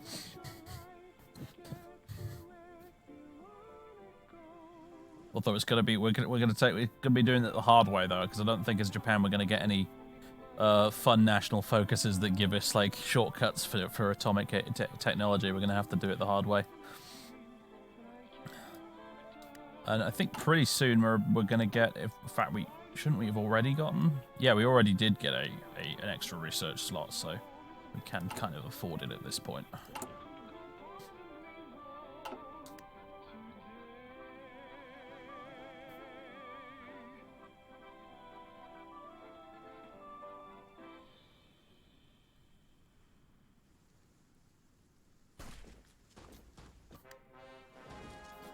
Guys, let's get a cheeky little, well, grab this capital, but also cut a bunch of them off. Interesting how they've got totally different unit models. Like this guy's wearing a cap, but this guy's got a helmet.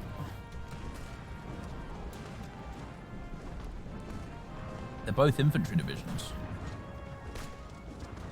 Huh.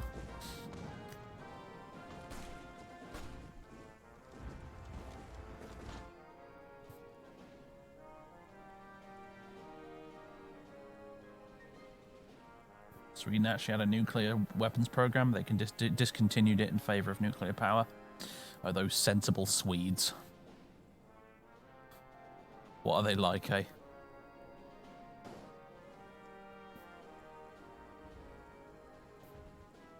Countries that capitulate don't lose their divisions in Kaiserreich. Yeah, they don't, do they?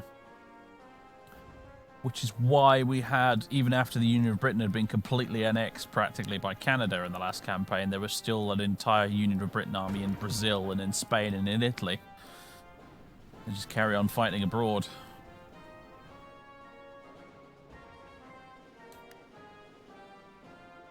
Probably what's making China so hard to conquer. I mean, maybe, yeah, I guess. It's actually not been very hard, though. It's the thing. It's just taken a while. It's been much easier than trying to conquer China in vanilla.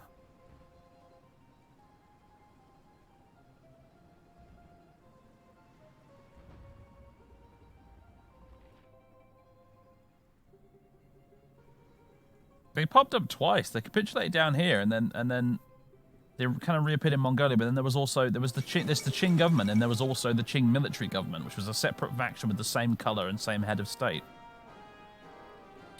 The fall of Bucharest. 2 decades have passed since the Bucharest was occupied during the Weltkrieg. Oh yeah, Bulgaria is slowly migrating northwards as well. And now it's once again fallen into enemy hands. Despite the Romanian army's spirited defense, Austrian troops have forced their way through. The aging forts around the city were reactivated to provide some relief to the capital, but it was no use. The Armenian and Jewish quarters and the Uranus area still offer resistance, the latter aided by the presence of the Metropolitanate and Arsenal Hills. Yet, with the major arteries of Calais Victoriae, Queen Elizabeth Boulevard and Serban Vodaway captured, their fall is all but certain. The residents dread what the occupation may bring, with the last one still in living memory, despite Austrian attempts to assuage local concerns. While Michael I has pledged to fight on, the future of Romania is uncertain.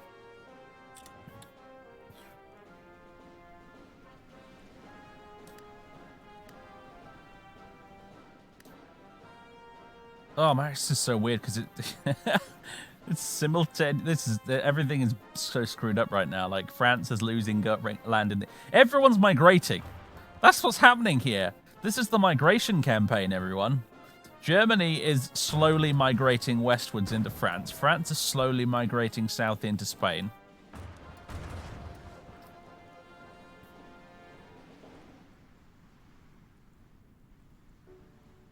Hearts of Kaiserreich Attila, yes.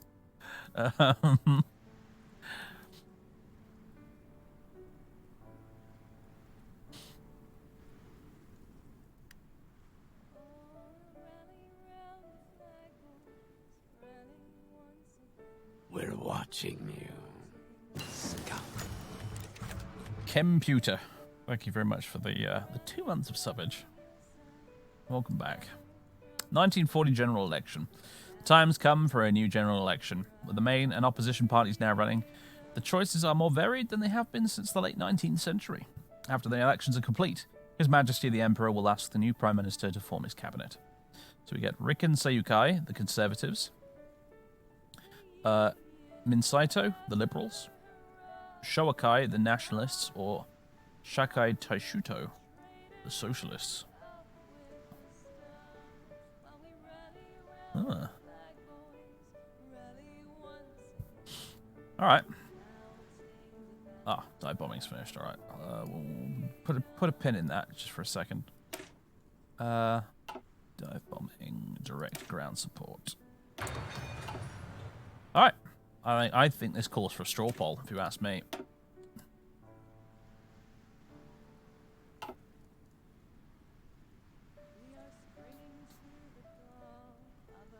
So let's do it.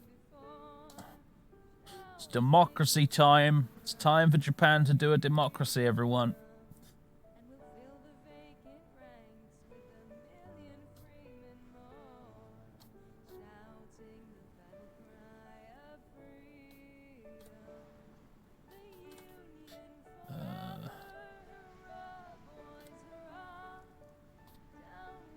There we go. Create pool.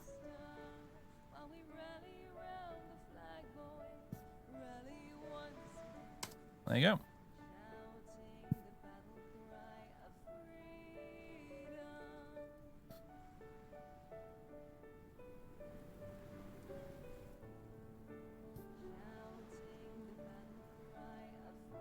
Well, I can tell you right now, the Conservatives are not very popular.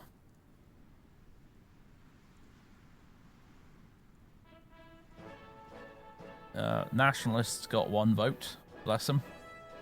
But it's a bit of a 2-horse race right now between the Liberals and the Socialists. Where's Dan Snow with a ridiculous election infographic? That's what we need right now. It's election night in Kaiserreich. Well, it's not Dan Snow anymore, though, is it? Was it ever Dan Snow? So I always get the 2 Snows confused, the dad and his son. Anyway, it was one of them. But it's that other bloke, isn't it, now these days? Jeremy someone, I think? I'm not sure. People in the UK will know what I'm talking about. Well, hopefully they'll know what I'm talking about. No, not Jon Snow, not the Channel 4 guy. The guy who used to present Tomorrow's World.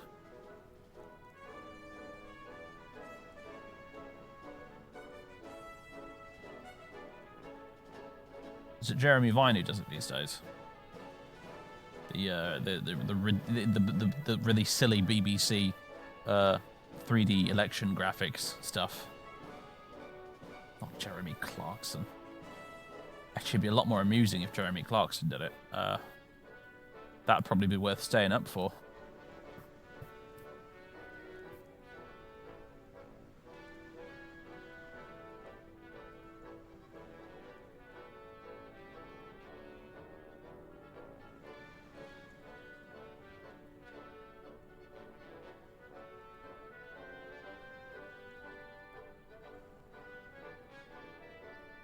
Oh, you were trying to make a Game of Thrones net reference. No, there's a famous news anchor in the UK called Jon Snow who, for years, has done the Channel 4 news.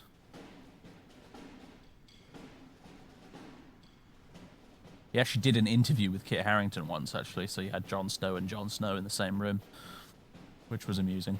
He's known for his very eccentric ties and socks that he wears on the telly. He always has these really jazzy-looking ties. I've got his autobiography on the shelf somewhere, actually. It's quite a good one.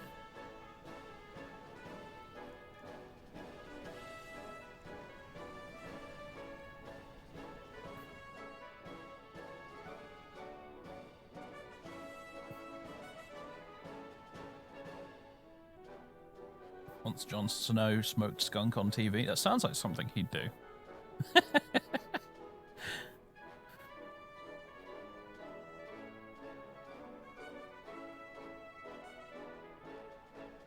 Am I going to approach the war in China?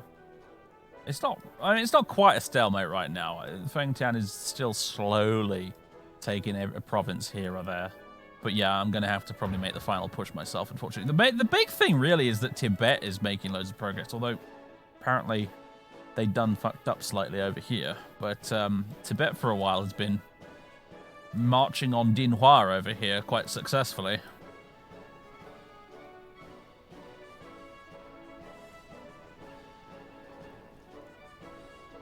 A winter pause to reorganize and resupply. Yeah. Seems fair enough to me. That seems legit, right? That's our excuse. We'll stick to it, I think. Wait until the winter snows have cleared and then make a push somewhere. Anyway. Gosh, it's a close one, you know. I love how nobody likes the Conservatives. That's great. It's Liberals, Nationalists, and Socialists that all the votes have gone to. 0 votes for the Conservatives. Just nobody cares for them at all. Qing is still a thing. Kind of. Qing is now Mongolia. Yeah. Qing migrated north to become the new Mongolia. Qingolia, yeah.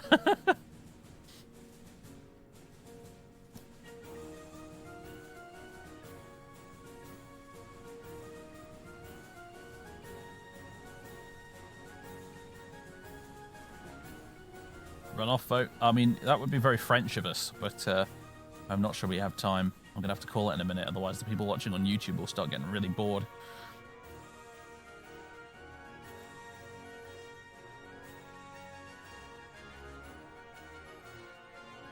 Assuming this does eventually end up on YouTube, of course. I haven't actually uploaded the previous stream to YouTube yet, because I didn't want to this time until I was sure it was a campaign that was actually worth watching.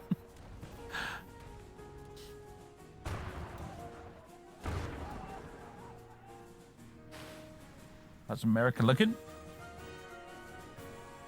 Yeah, I mean, I think you'd be hard-pressed to say the CSA are really winning at this point. They've just been very stubborn over here.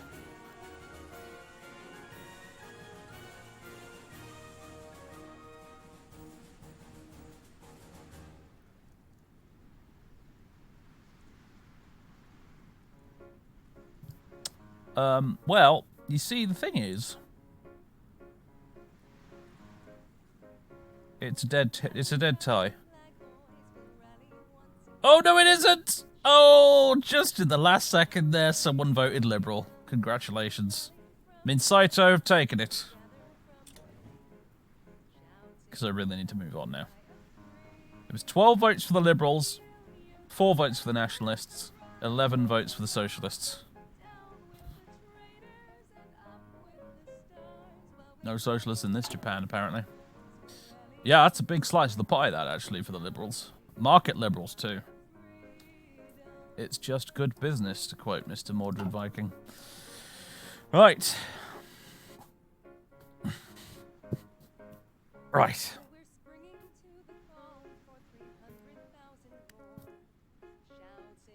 I feel like that's a lot more in character with the kind of Japan we've been playing in this campaign anyway, really, market liberals. This has very much been, like, aggressively market liberal Japan.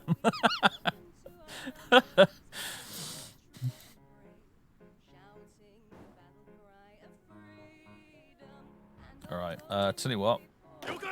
I should have probably done this ages ago, but let's draw some offensive lines. I didn't think I'd have to, honestly, but let's do it.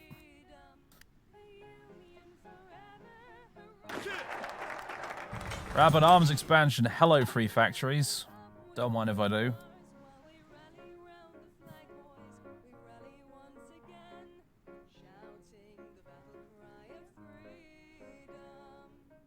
Yeah, like Sogdem seems a bit of a fishy one to me, considering we spent a lot of this campaign jailing socialists.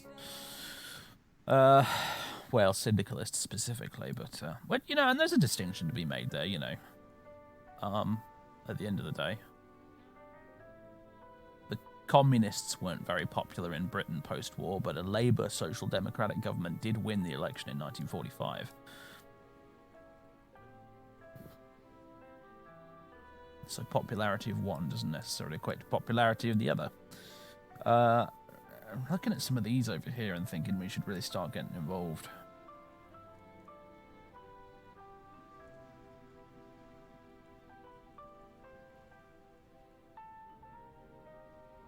Well, I don't think we really care about the Pacific Security Zone very much. But this, Southern Resource Area? Wouldn't mind getting our octopus tentacles into that. Unfortunately, though, with that election victory, ladies and gentlemen, I have to go. I've just realised it's 7 o'clock. Time has surely flown while I was having fun today. But I actually do have to go. I probably should have gone like a good 10 minutes ago, in fact. Whoops.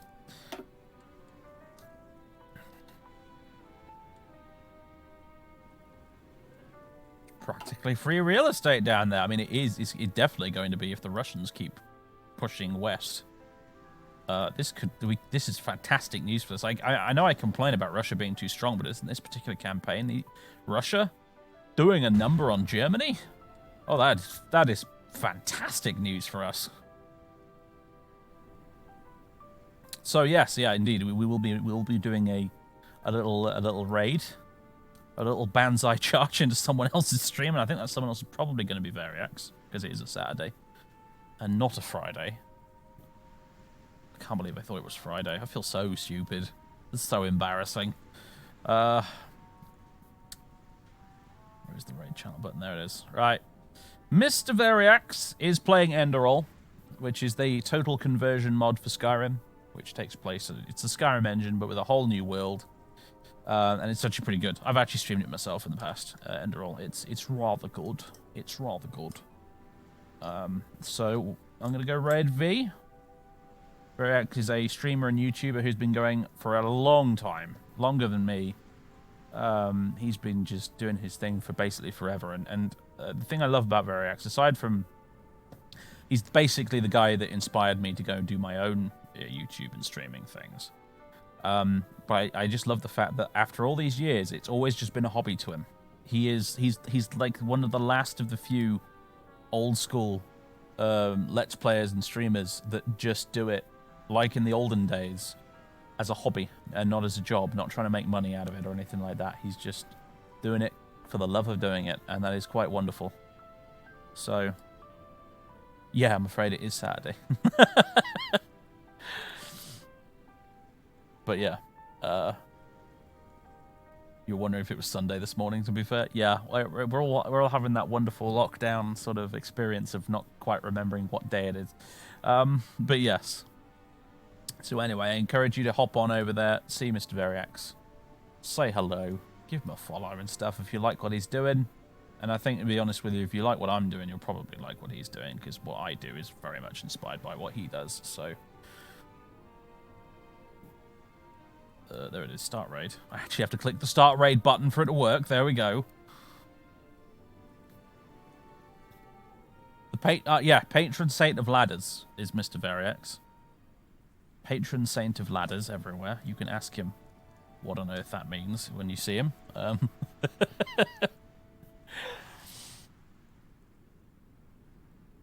Anyway. Thanks very much, everyone. I will be back as soon as humanly possible. Hopefully tomorrow. Assuming we don't have weird internet stuff going on again, which we shouldn't do because we've finished it all now, I think. But I shall be hopefully back tomorrow with more of this, where we'll hopefully finally subjugate what's left of China, and then the real fun will start when we declare war on the Germans to liberate the Philippines for one thing, but also take all of this lovely stuff for ourselves. I mean, liberate it from the Western colonial aggressors. That's what I meant to say. Definitely. Tricky Beer will actually be taking it and not letting Siam gobble it all up, actually, because I really want Malaya. Really, really want Malaya and Singapore. As those Germans have called it Singapore. Ugh. And then this bit of Borneo over here as well, and yeah. Insul India's doing alright, aren't they? Just noticed that, actually. Anyway, for those of you watching on YouTube, I just realized that the raid timer counted out all by itself. There, so all the people who were watching on Twitch have gone. They're off watching Variax now. It's just you and me, YouTube people. How you doing? If you made it to the end of this VOD, congratulations. It's lovely to see you. I haven't forgotten about you. More YouTube videos coming soon, alright? I'm going to be doing more Morrowind and continuing The Witcher as well. Don't you worry. It's coming. I know you guys are waiting for it. I know you guys are waiting for it. I know you want it, and it's coming. So don't worry. It's on its way. I'm really into the streaming thing at the minute. You have to understand, really, I do make more money off streaming than I do from YouTube with ads and stuff, so this whole focusing a lot more on streaming lately thing's a bit of an experiment in that regard. To generate a bit more revenue for yours truly so that I can upgrade my PC and play better games and stuff and stream in higher quality and record in better quality and, you know, all that kind of thing.